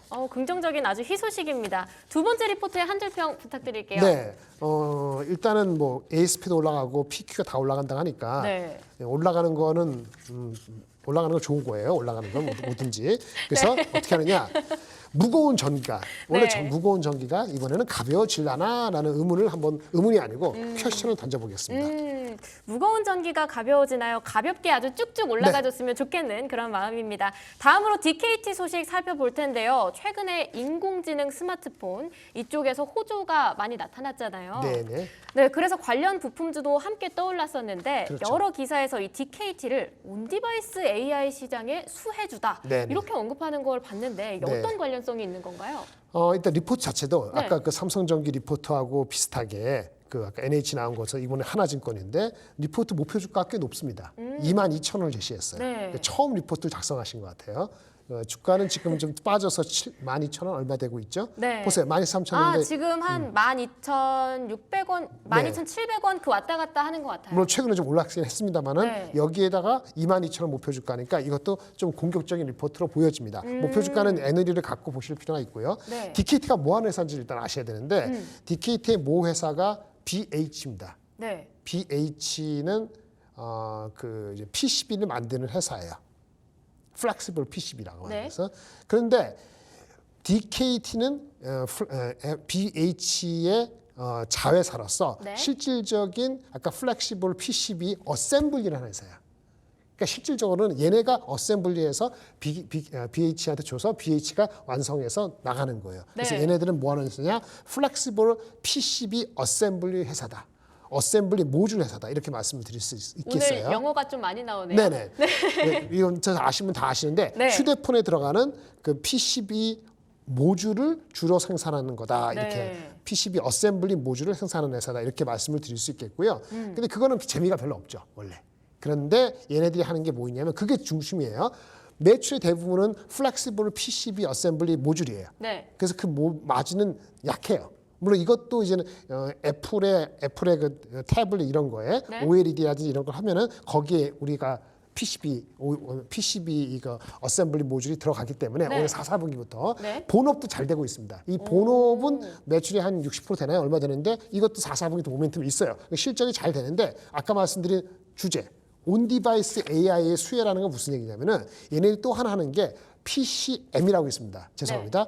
그 배터리가 과전압되고 과전류하면 이게 안 되잖아요. 뜨거워지죠. 그렇죠. 그래서 보호해주는 그러니까 과전압되지 않게 배터리를 보호해주는 보호회로 보호회로? 케이스 같은 거군요. 보호회로 모듈이에요. 네. 정확히 말하면 Protection Circuit Module. 그러니까 네. 회로를 과전류 거기서 보호해주는 그러한 회로 보호 모듈을 개발하고 있어요. 그러니까 PCM인데 요것이 온디바이스 AI, 그러니까 AI 기능이 들어가는 휴대폰이 이렇게 되면은 네. 거기 난이도가 높아져 갖고 네. ASP가 높아진다는 거예요. 기존 제품보다. 그래서 새로운 온디바이스 AI에 특화된 이 PCM 모듈은 기존 모듈보다 한 약 10%의 가격이 높아지는데 올 말 내년 초에부터 그 고객 고객의 새로운 플래그십 휴대폰이 AI가 본격화되면은 네. 여기 이게 본격적으로 들어간다는 거예요. 아, 그래서 본격적으로 들어갈 이것이 수 있다. 매출이 네. 여기는 한 1,150억 잡았는데 이게 내년도 회사 전체 매출의 약 20%좀 안 되는 정도로 엄청 올해보다 한 60% 이상 성장하는 거예요. 그러니까 본업은 아까 말한 것처럼 FPCA지만은 네. 그것도 애플에 들어가는 게 있지만 지금 얘기하는 거는 매출의 한 20%로 새롭게 급성장하는 PCM 보호 회로인데 이게 온 디바이스 AI가 되면서 마진이 좋아지고 가격이 높아진다. 이게 핵심이에요. 그러니까 온 디바이스 스마트폰에 특화된 보호 회로다. 네, 네. 근데 얘가 나중에 이제 후반에 갈수록 점점 성장 모멘텀으로 작용할 가능성이 있다. 네, 내년 이렇게. 실적에 반영되는 거죠. 네, 알겠습니다. 자, 근데 보면은요, ESS에서도 성장 모멘텀을 찾아볼 수 있는 것 같은데요, 리포트에서. 그래서 아까 본업은 네. 애플의 그 OLED 패드 같은 거 네. 거기에 지금 PCB 들어간다는 그게 60~70%될 것이고 아까 PCM은 성장 모멘트는 그게 온 디바이스 AI 주제고요. 네. 그다음에 마지막으로 ESS 삼성 SDI가 얘네 고객이거든요. 네. 삼성 SDI가 얼마 전에 네. 삼성 SDI가 북미의 에너지 관련된 회사가 넥스트라 에너지라고 있는데 거기 회사하고 ESS 장기 공급 계약을 맺었어요. 그게 1조 되는데 네. 우리는 뭐 하느냐? 삼성 SDI한테 그 ESS를 만들기 위해서 그 밑에 단에 네. 배터리를 관리하는 배터리 매니지먼트 영어 발음을 굴릴게요. 배터리 매니지먼트 시스템 네. BMS 모듈을 공급해요. 그게 양산 테스트를 끝냈어요. 삼성 SDI를 통해서 삼성 SDI 고객이 장기 공급과 ESS를 협의가 되는 상황이기 때문에 네. 우리도 거기에 맞춰서 여기 필요한 북미 지역의 ESS 매니지먼트 BMS 모듈 생산 시설을 갖출 것을 검토 중이에요. 그러면 내년부터 이게 본격화되는 거죠. 네. 그래서 이것도 새롭게 ESS가 이제 성장 동력에 추가되는 겁니다. 본업 잘 되고 있고 온 디바이스 AI로 성장 동력이 한 20% 추가되고 네. ESS 모듈도 배터리 매니지먼트 시스템으로 올 연말 돼서 내년도에 북미 생산을 하면은 네. 성장이 많이 올라가는 거죠. 그래서 재료가 많아요. 근데 단점은 뭐냐면 커버하는 사람이 벌써 많지가 않아요. 이 주식을. 좀 복잡하잖아요. 네. 복잡하면 이해하기 쉽지가 않아. 네. 그래서 사람들이 애널리스트 커버를 별로 안 하기 때문에 아직까지 시총이 한 2천억 중반이기 때문에 커버를 잘 안 한다는 얘기는 네. 어떤 만약에 돌발적인 사태라든지 뭐가 프로그레스가 안 되거나 이 단기 실적이 흔들릴 때 그러니까 체크할 수 있는 데가 한정적이라는 게 있기 때문에 아까 말한 것처럼 목표 주가는 약간 애누리 있게 봐야 된다. 하지만은 지금 주가에서도 여전히 그런 성장 모멘트 하나하나 되면은 업사이드가 좀 더 있어 보인다라고 말씀을 드릴 수 있겠습니다. 그러니까 22,000원의 목표 주가는 다소 높은 감이 있지만 그렇다고 또 전망성을 봤을 때 그렇게까지 가능성이 없지도 않은 것 같다. 네. 이렇게 말씀을 주신 것 같고요. 삼성 SDI하고도 좀 관련지어서 계속해서 꾸준하게 지켜볼 필요가 있을 것 같습니다. 그럼요. 삼성 계열입니다. 네. 삼성 SDI, 삼성전자. 마지막 리포트에 한 줄 평 달아주시죠. 온 디바이스 AI라는 머리에 딱 들어오잖아요. 네. 거기 스마트폰이 스펙이 높아지죠. 네. 온 디바이스 AI 스마트폰 스펙 높아지는 거에 수혜다. 이렇게 스펙이 말씀드렸습니다. 점점 높아질수록 많은 수혜를 받을 수 있는 종목이다. 이렇게 말씀 주신 것 같습니다. 네, 오늘 볼만하는 리포트 준비된 소식은 여기까지입니다. AI 관련 산업 이슈부터 삼성전기 그리고 DKT 종목 소식까지 다뤄봤습니다. 유니스토리 자산운용의 김장열 투자전략본부장과 함께했습니다. 고맙습니다. 감사합니다.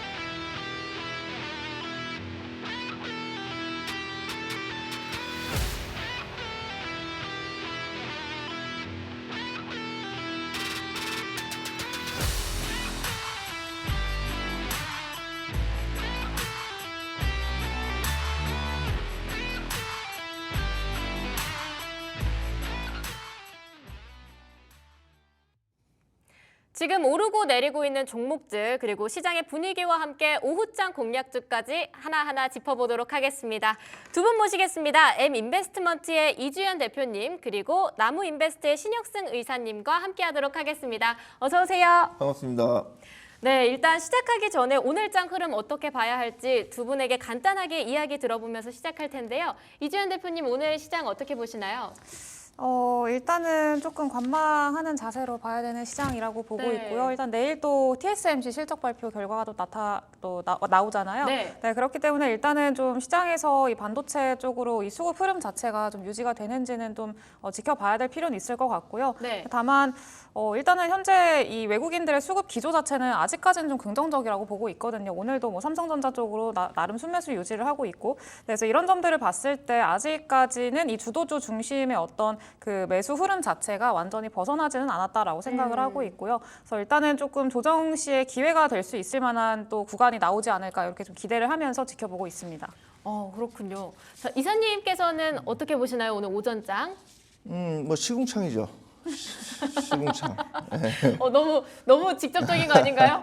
네. 네, 진짜 뭐 모든 분들이 그렇게 느끼실 거라 생각하기 때문에 네. 물론 뭐 오늘 워낙 개파락이 심했기 때문에 좀 기술적인 이제 반등들이 좀 나오는 분위기지만 뭐 그게 그 우리들의 마음을 어느 정도 채워줄지 그거는 좀 의문입니다. 사실 지난 주말에 이제 트럼프 전 대통령이 이제 그거 이 귀에 이제 맞았잖아요. 네. 네, 총 맞고 그 이후로 지금 완전히 시장이 완전 뒤죽박죽이 됐는데. 너무 정신이 없어요. 네, 하여튼 뭐 정치권에서의 어떤 영향이 지금 이제 경제 이쪽으로 좀 너무 많이 이제 작용을 해서 네. 이 본질이 좀 많이 흐려지는 것 같은 뭐 기업 가치라든지 업황 뭐 이런 것들이 다 흐려지는 것 같아서 굉장히 좀 그렇습니다. 근데 하여튼 뭐 저는 개인적으로 좀 주식 비중을 네. 좀 줄이는 게 좀 지금은 맞지 않나. 뭐 어쨌건 간에 뭐 모든 분들이 뭐 이제 조정이 많이 세게 나오면은 좀 뭐 낙폭과대해서 좀 기술적 반응도 하는데 일단 좀 추세들이 조금 많이 안 좋고 변동성이 심하고 하기 때문에 지금 뭐 이렇게 주식이 좀 내려왔으니까 뭐 지금 사야 된다. 뭐 물론 뭐 여기서 다시 올라가면은 추세가 나오면은 좀 비싸게 사더라도 네. 지금은 제가 볼 때는 조금 관망하고 현금 비중을 좀 더 높이는 게 맞지 않나 이런 생각을 좀 해봅니다. 시장의 흐름은 부진하더라도 오늘 마지막 코너 기막힌 투자 한 끼는 힘차게 시작해 보도록 하겠습니다. 자, 그러면 첫 번째 주제부터 함께 보도록 하겠습니다. 보여주시죠. 체코 원전 따냈다. 네, 이 얘기를 안 할 수가 없을 것 같습니다. 원전주를 주제로 가져오신 이주연 대표님, 체코 수주 변수가 사라진 만큼 국내 원전주에 추가 랠리 기대감이 있을까요? 네, 네. 충분히 있다고 보고 있습니다. 언제까지 좀 기대를 해볼 만하다고 생각하세요? 장기적으로 저는 좀 모멘텀은 지속이 될 거라고 생각을 하고 있고요. 네. 사실 이 원전주들은 제가 지지난 해였나요? 그때부터 좀 원전을 얘기를 너무 많이 해가지고 네. 가끔 이제 시청자분들 중에 이제 귀에서 피난다고 얘기를 할 정도로 얘기를 많이 했었는데 일단은 좀 어느 정도 한부 그 능선을 넘었다고 저는 생각을 하고 있습니다. 장기적인 모멘텀 자체는 좀 지속이 될 거라고 예상을 하고 있고요. 일단 이번 체코 원전 수주 자체가 일단 어느 정도 이 유럽으로의 진출 그리고 교두보로 삼아서 앞으로 계속해서 파이프라인을 확보해 나갈 거라고 현재 좀 예상을 하고 있는 만큼 네. 이 모멘텀 자체는 장기화될 거라고 현재 좀 기대를 하고 있습니다.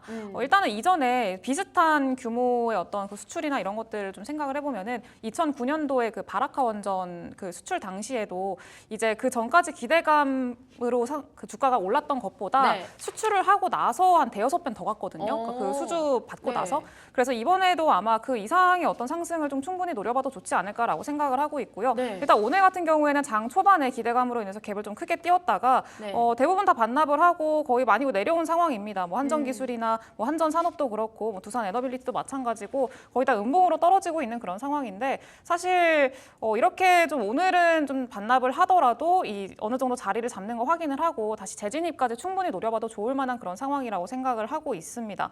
일단은 이 체코 내용을 좀 살펴보면은 일단 두코바니의 5, 6호기 일단은 그 확정을 지었고요. 네. 그리고 앞으로 또 이제 3, 4호기 같은 태물린에 있는 3, 4호기 같은 경우에는 한국에다 우선권을 주기로 현재 이제 좀 결정을 해 놓은 그런 상황입니다. 네. 그래서 일단 추가적으로 이 두 개까지 고려를 하면은 사업 규모 자체가 40조 원이 넘어가는 그런 상황이기 때문에 우리 국내 기업들한테도 충분히 좀 기대감을 가져볼 수 있을 만한 상황이라고 보고 있고요. 네. 그리고 그 기존에 그 체코가 요구했던 그 사항 자체가 한 기당 한 5조에서 7조 원 정도를 요구를 했었거든요. 그래서 그런 점들을 감안을 하면은 앞으로의 어떤 수주로 인한 그 금액적인 그런 부분들까지도 좀 기대감을 가져볼 수 있을 만한 상황이라고 보고 있습니다. 그래서 일단은 네, 40조 원 규모면 솔직히 귀에 피가 나더라도 계속 들어야 될 것 같은데요. 네, 그래서 귀에 네. 피가 나도록 말씀을 좀 드렸던 거고 네. 그래서 이번 계약을 통해서 뭐 일단 22년도였던 것 같은데 폴란드랑도 LOI를 체결을 하긴 했습니다. 근데 그때 이후로 뭐 구체화가 되지 않아서 조금 좀 지연이 되고 있는 점에 대해서는 조금 답답하게 생각을 했었는데 일단은 체코의 어쨌든 확정일 지였기 때문에 이런 폴란드에서도 구체화가 좀 되지 않을까 이것도 좀 기대를 하고 있고요. 뭐 영국이라던가 루마니아 쪽으로까지 좀 수출을 좀 기대해 볼 수가 있을 것 같습니다. 이사님도 같은 의견이실까요? 아니요. 저는 아닙니다. 네, 저는 뭐 깜짝 놀랐어요. 네. 원전주가 있었으면 오늘 팔고 끝내야죠. 네. 왜요? 일단 이런 식으로 그 시장도 좀 안 좋고 네. 이게 좀 의미가 있으려면은 최소한 갭을 떠서 기술적으로도 뭐 위아래로 좀 움직이는 모습이 나와야 되는데 계속 흘러내리는 모습이 네. 제가 볼 때는 뭐 당분간 뭐 이 부분에서 뭐 기술적 반등 좀 일어날 수 있겠지만 다시 추세를 살리기 쉽지 않다. 뭐 저는 그렇게 봅니다. 뭐 이렇게 된 상황에서 여기서 또 다시 들어가서 또 추세를 먹기가 좀 만만치 않은 구간으로 접어들고 있고 거래가 많이 터지고 있기 때문에 조금 불편하다 이렇게 좀 말씀을 드리고 저는 원전은 뭐 오늘 오전에 끝. 저라면 네. 네, 그렇게 근데 봅니다. 또 예. 보면 아무래도 기대를 많이 받고 있는 만큼 원전주 자체에 관심 많으신 분들도 꽤 많을 것 같은데요. 대표님한테 원전주 탑픽 하나만 딱 짚고 추천받고서 가고 싶은데요. 네, 일단은 한전 기술을 저는 좀 중심으로 보고 있고요. 네. 한전 기술 같은 경우에는 설계를 좀 중점적으로 담당을 하고 있습니다. 일단은 이렇게 이사님께서 이제 오늘 네. 갖다 팔아야 된다라고 말씀을 하셨는데 일단 한전 기술 같은 경우에는 앞으로 이 체코 수주를 받고 나서 10년 동안 계속 좀 매출이 발생할 걸로 예상을 하고 있습니다. 그래서 본격적인 밸류에이션이 이제 반영이 되는 시기인데 오늘 갖다 팔고 나서 네. 안 보는 거는 조금 아니라고 생각이 들고요. 네. 일단 한전 기술 좀 기대를 하시면서 보시면 좋을 것 같습니다. 장기적으로 10년까지도 예상을 네. 해볼 수 있는 건가요? 네, 네. 오. 체코만 네. 한해서 봤을 때도요. 아. 네. 그렇군요. 그럼 원전주 첫 번째 이렇게 체크를 해봤는데요. 바로 이어서 두 번째 주제까지 살펴보도록 하겠습니다. 두 번째 주제 열어주시죠. 믿을 건 매크로뿐이다 라는 주제입니다. 이 두 번째 주제는요. 신혁승 이사님이 가져와 주셨는데요. 제가 주린입니다. 그래서 추천해 주신 도서도 지금만 한 224페이지 네. 그 정도 읽고 있는데 네. 주식 공부 그래서 열심히 하고 있지만 참 따라가기가 버거워요. 네. 사실 매크로, 거시경제 공부가 제일 어렵더라고요. 미시보다도. 네. 우리나라 시장이 미국 시장에 비해서 많이 디커플링되고 이렇게 좀 상승폭이 제한되고 이랬던 결정적인 이유는 뭐 계속 말씀드리지만 환율이 조금 이제 계속 상승한 상황이었고 네. 원화 약세가 계속되고 또 미 국채 금리가 계속 상승했고 또한 원화 특히 일본의 어떤 그 원화 약세가 이제 지속되면서 그 자금이 우리나라로 안 들어오고 이제 일본 쪽으로 많이 들어가면서 일본은 뭐 미국하고 거의 비슷한 흐름을 좀 보여줬죠. 그런데 이제 그것이 해소되기 위해서는 결국에는 이제 엔화가 조금 이제 강세 쪽으로 돌아서야 되고 네. 그로 인해서 또 미국 그 달러가 조금 이제 약세가 이제 되면서 원화 강세 그러면서 환율이 내려오고 미 국채가 좀 빠지는 그런 금리 인하에 대한 어떤 기대감 이런 것들로 인해서 좀 수급이 개선이 되어야 우리나라 시장이 이제 본격적으로 좀 뭔가 의미 있게 좀 이제 흐름이 나오지 않을까 이런 생각을 했습니다. 물론 지금 최근의 흐름을 보면은 뭐 우리 원화도 이제 어느 정도 이제 그 1,390원 이하에서 일단 놀고 있고 네. 1,380원 이하도 좀 갔다 왔다 하고 있는데 이게 한 1,350원 정도 수준까지만 좀 가파르게 내려가주면 좋겠다 이런 생각인데 좀 하락 추세가 좀 나왔으면 하는 바람이고요. 다만 이제 미국 국채 금리가 좀 4.1까지 좀 내려오고 있다는 점, 그 다음에 금리 인하의 시그널이 좀 뭐 트럼프 대통령은 뭐 정치적인 발언으로 금리 인하 그거를 좀 안 하겠다 뭐 이러고 있는데 그건 네. 뭐 바이든의 어떤 업적을 그 좀 부각시키지 않기 위한 어떤 정치적인 발언인 것 같고요. 네.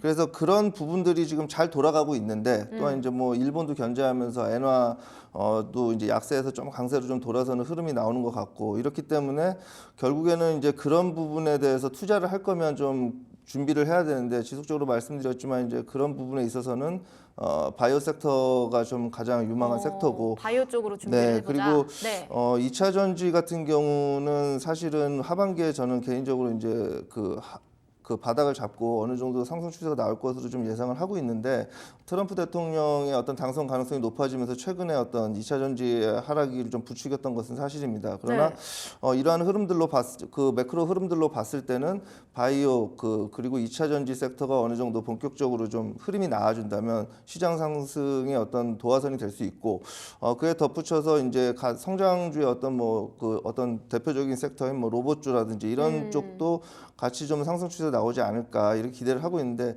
개인적으로 이제 반도체나 뭐 저번 방송에서도 그랬고 말씀드리지만 반도체는 제가 볼 때 여기서 다시 그 예전에 어떤 영광을 대비해서 상승 추세로 가기가 만만치 않기 때문에 물론 단기적으로 좀 길게 보면은 네. 워낙 이제 반도체 수요가 많고 또 네. 어제 이제 바이든 대통령께서 중국 견제하기 위해서 이제 얘기했던 내용들은 결국에는 이제 그 우리가 AI 반도체 이쪽이 아니고 사실은 또 그 따져 보면은 그 로우엔드급 그런 이제 반도체이기 때문에 사실 AI 반도체 이쪽하고는 상관이 없는 거거든요. 좀 언론에서 너무 이제 호들갑을 떠는 것 같은데 그런 부분에서 조금 이제 지금 오늘 영향을 많이 받고 있는 것 같아요. 그래서 그런 부분들이 좀 낙폭 과대로 좀 빨리 잡아주고 상승 추세 이제 반도체는 그 가파른 예전 같은 가파른 상승이 나오기 힘들더라도 그래도 완만한 이제 상승을 좀 낳아주고 말씀 계속 드리지만 바이오 2차 전지 그다음 뭐 로봇이라든지 뭐 최근에 물론 뭐 조선 이런 것도 좋은데 네. 그런 것들이 이제 모든 걸 대변하는 건 아니니까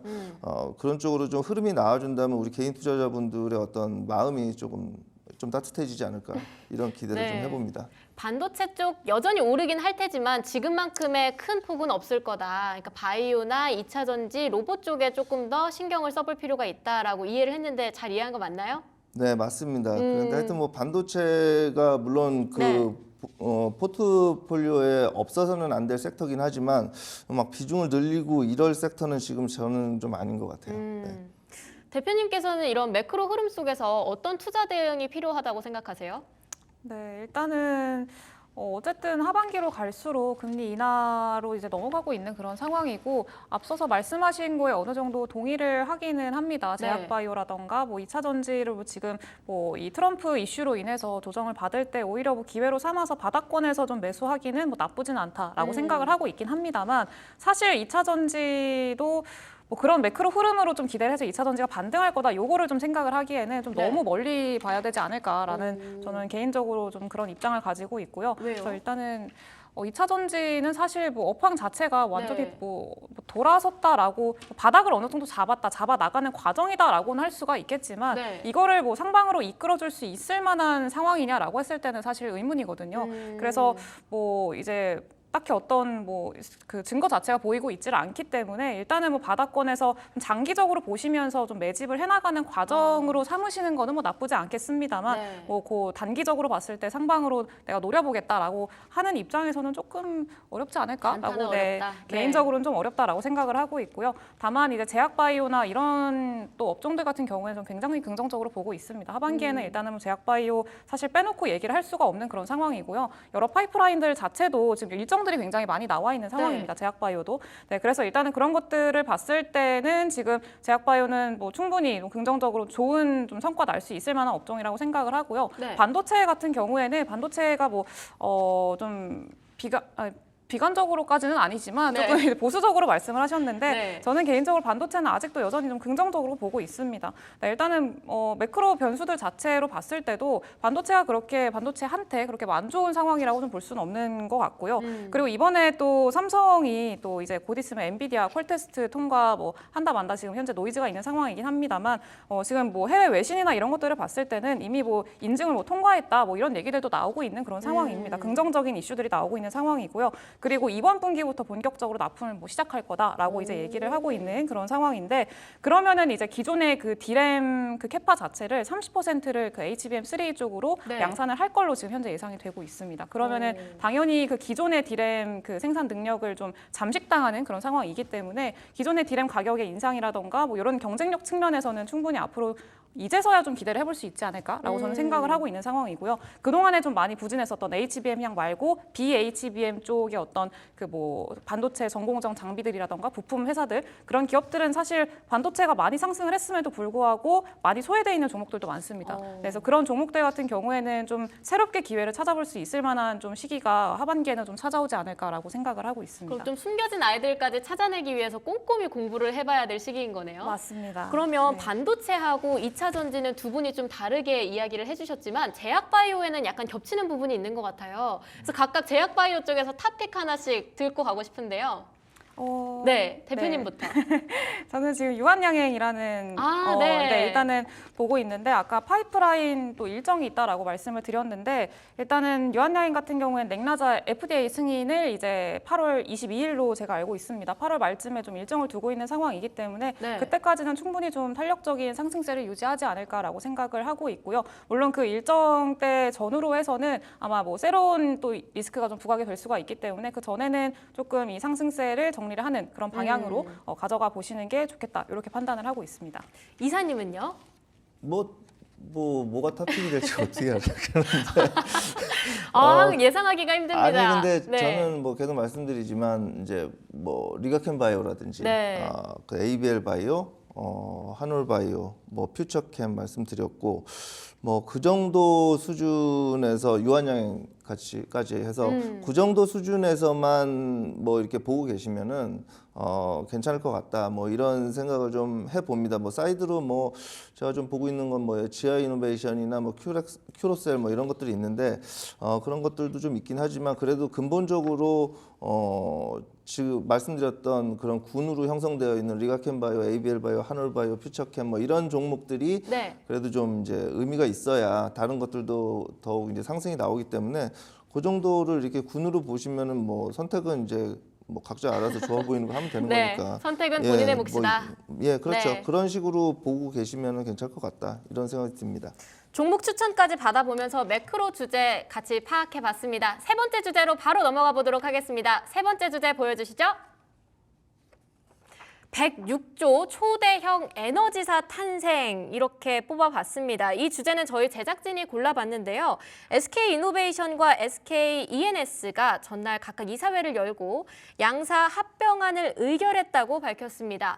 이로써 초대형 에너지 기업이 출범하게 됐는데요. 먼저 신혁승 이사님, 합병 관련해서 의견 한마디 부탁드립니다. 네, 합병은 SK이노베이션에 굉장히 좋은 쪽으로 된 거죠. 사실은 네. 이제 합병 비율도 그렇고 시장에서 예상했던 것보다는 좀 더 SK이노베이션의 가치를 더 쳐줬기 때문에 네. 뭐 SK이노베이션은 더 좋다. 뭐 이렇게 볼 수가 있겠습니다. 또한 이제 그 뭐 알짜 사업도 이제 간접적으로 이제 추가되는 효과가 있고 향후 SK온에 들어가는 어떤 뭐 자금적인 부분들도 어느 정도 조금 이제 그 완화되는 그런 효과를 나타낼 수 있기 때문에 뭐 SK이노베이션에는 뭐 주주분들에게는 긍정적인 뭐 소식이긴 한데 뭐 오늘도 주가를 보면 네. 또 어제 뭐 시간에서 상한가 치고 오늘도 막 크게 갭상승했다가 이제 밀리는 거 보면 시장이 좀 만만치는 않은 것 같아요. 그래서 어떤 만만치 이러한 않아요. 이슈들이 나왔을 때 어떤 단기적인 이슈가 나왔을 때는 자꾸 세론이 나오기 때문에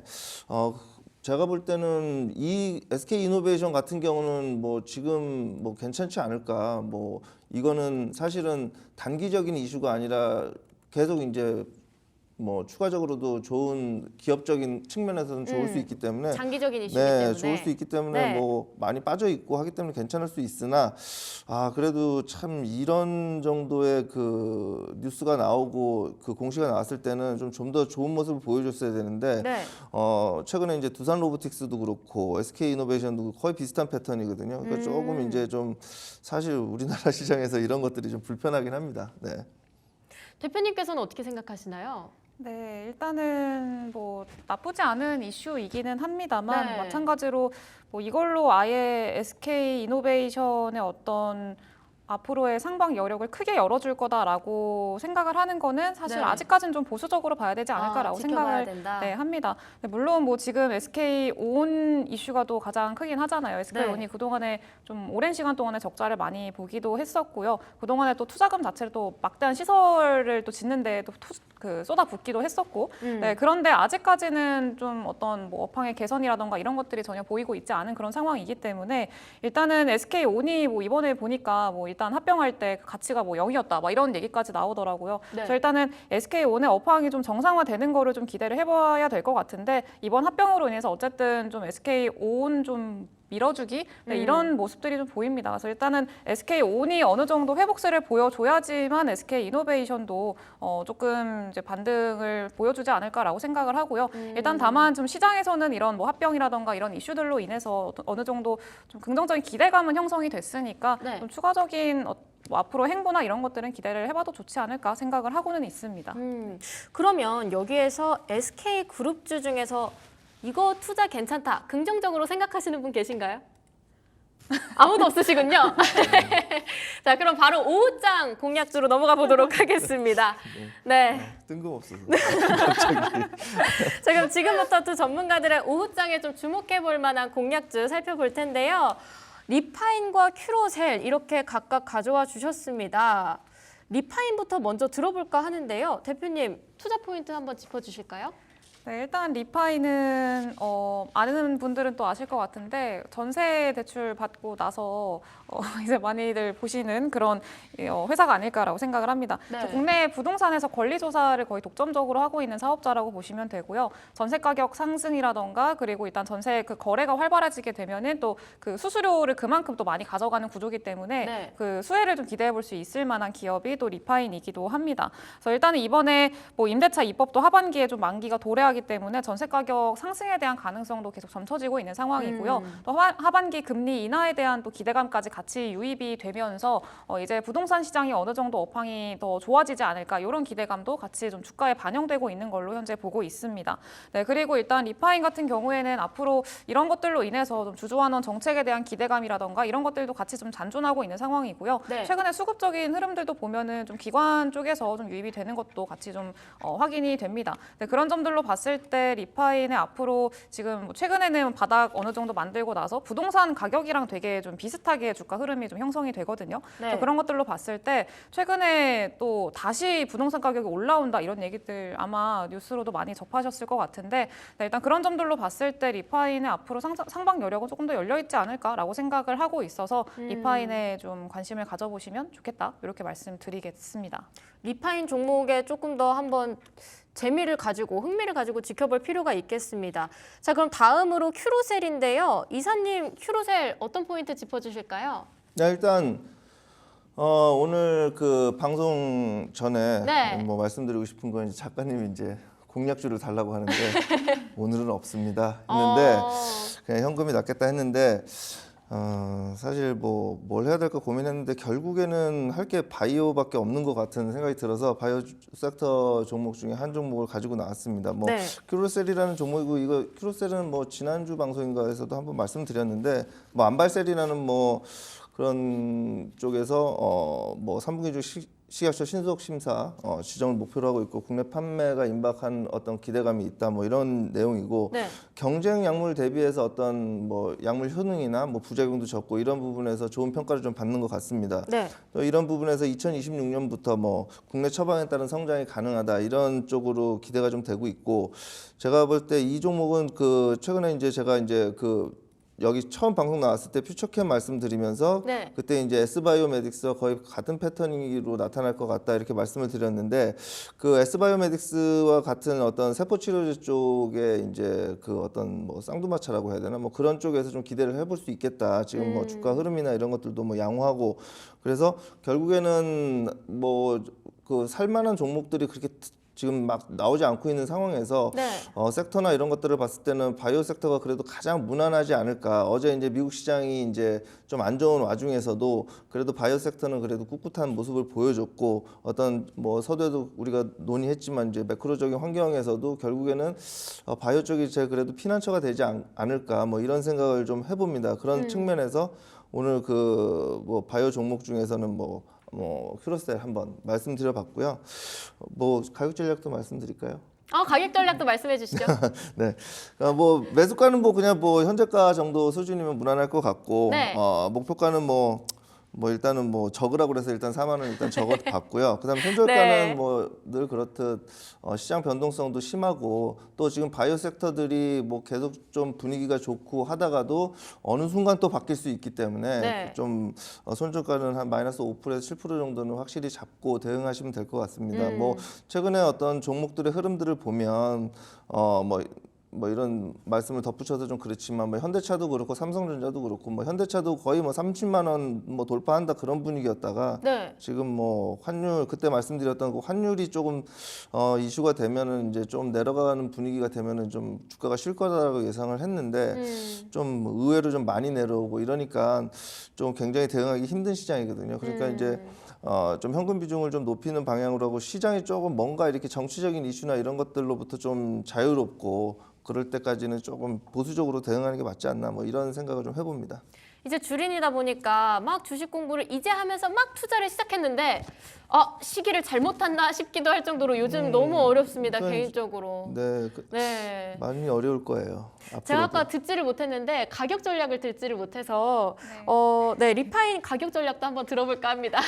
네, 리파인도 네, 저도 얘기하는 걸 까먹었는데 네. 일단은 매수가는 뭐 지금 뭐 조정을 받고 있는 상황이어서 지금 구간에서 접근을 하시면 될 것 같고요. 일단 목표가는 뭐 전고점까지 말씀하셨다시피 또 요즘에 시장 상황이 녹록치가 않아서 일단 어느 정도 좀 수익이 났다 그러면은 챙기고 가야 되는 그런 시장이라고 생각을 하고 있습니다. 그래서 일단 전고점 구간은 뭐 사실 그렇게 어렵지는 않을 거라고 보고 있고요. 전고점 구간에서 13,500원 정도 일단은 목표가 잡아드릴 거고 손절가는 한 10,000원 정도 잡아드리면은 좋을 것 같습니다.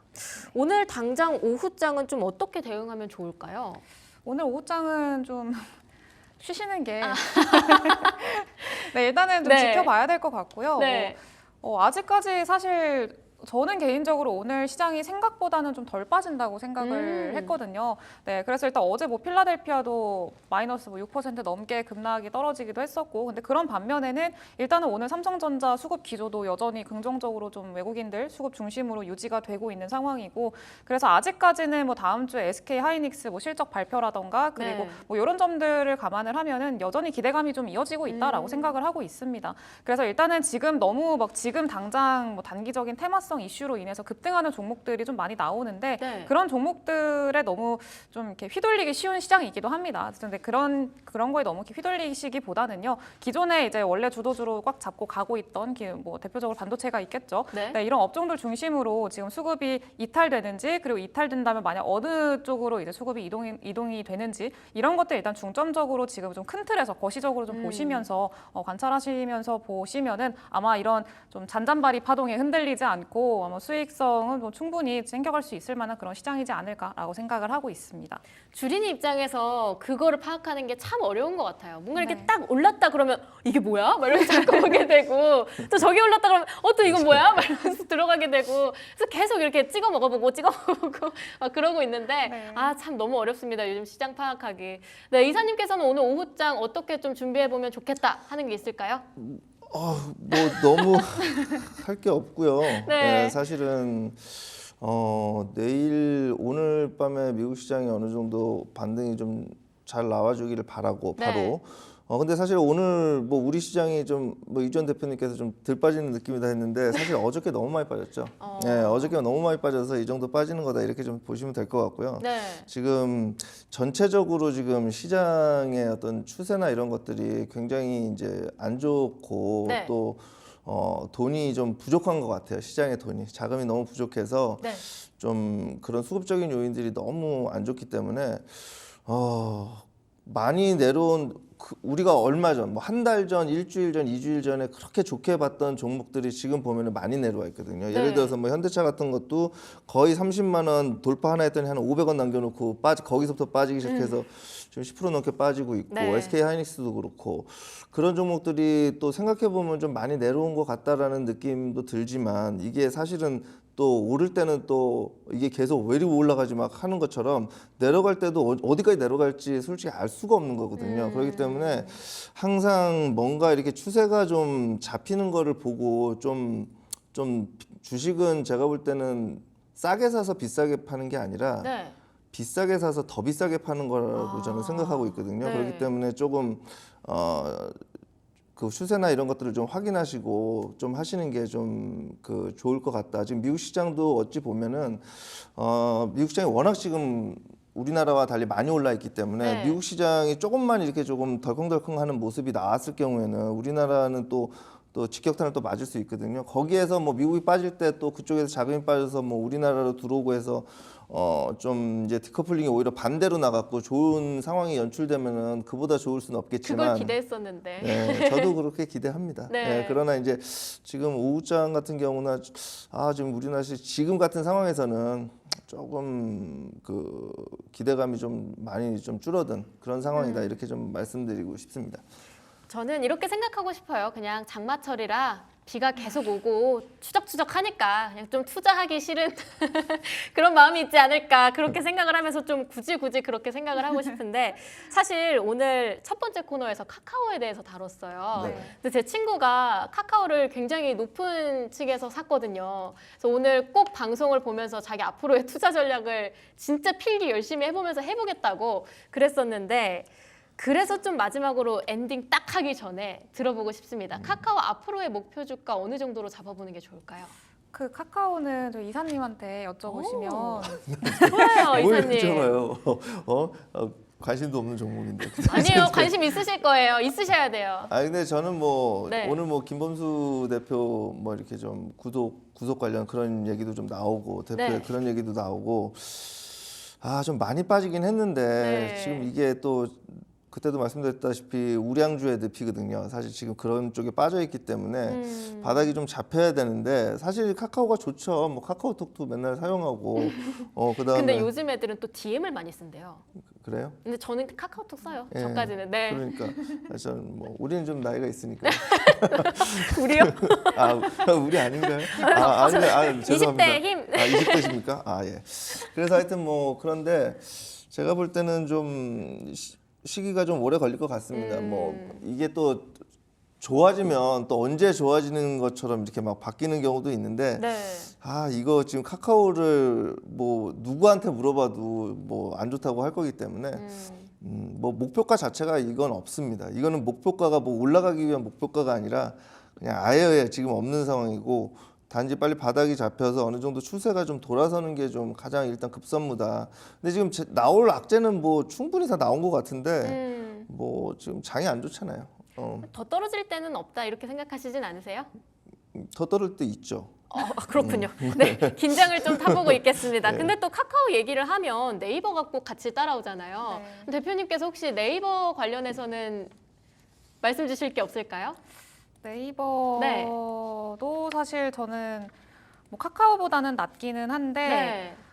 사실 뭐 네이버가 조금 뭐 상방 여력이 조금 있다고 해가지고 거기에서 수익을 볼 수 있으신 분들이 과연 몇이나 있을까라고 생각이 들긴 합니다. 대부분이 뭐 카카오도 마찬가지지만 대부분이 저렇게 먼 곳에 계시기 때문에 아마 지금 조금 반등한 걸로는 뭐 간의 기별도 안 갈 거라고 생각이 들어요. 그래서 이것도 마찬가지로 지금은 좀 어느 정도 바닥을 딛고 좀 추세를 돌리는 거를 지켜봐야 되지 않을까라고 생각을 하고 있고요. 네. 네, 그리고 제가 아까 그 카카오를 왜 이사님께 여쭤보라고 말씀을 드렸냐면 네. 지난번에 그 카카오 그 명민준 앵커님께서 여쭤보니까 카카오가 오를 방법이 있을까요? 라고 네. 물어보니까 이사님이 없습니다 라고 하셨거든요. 네.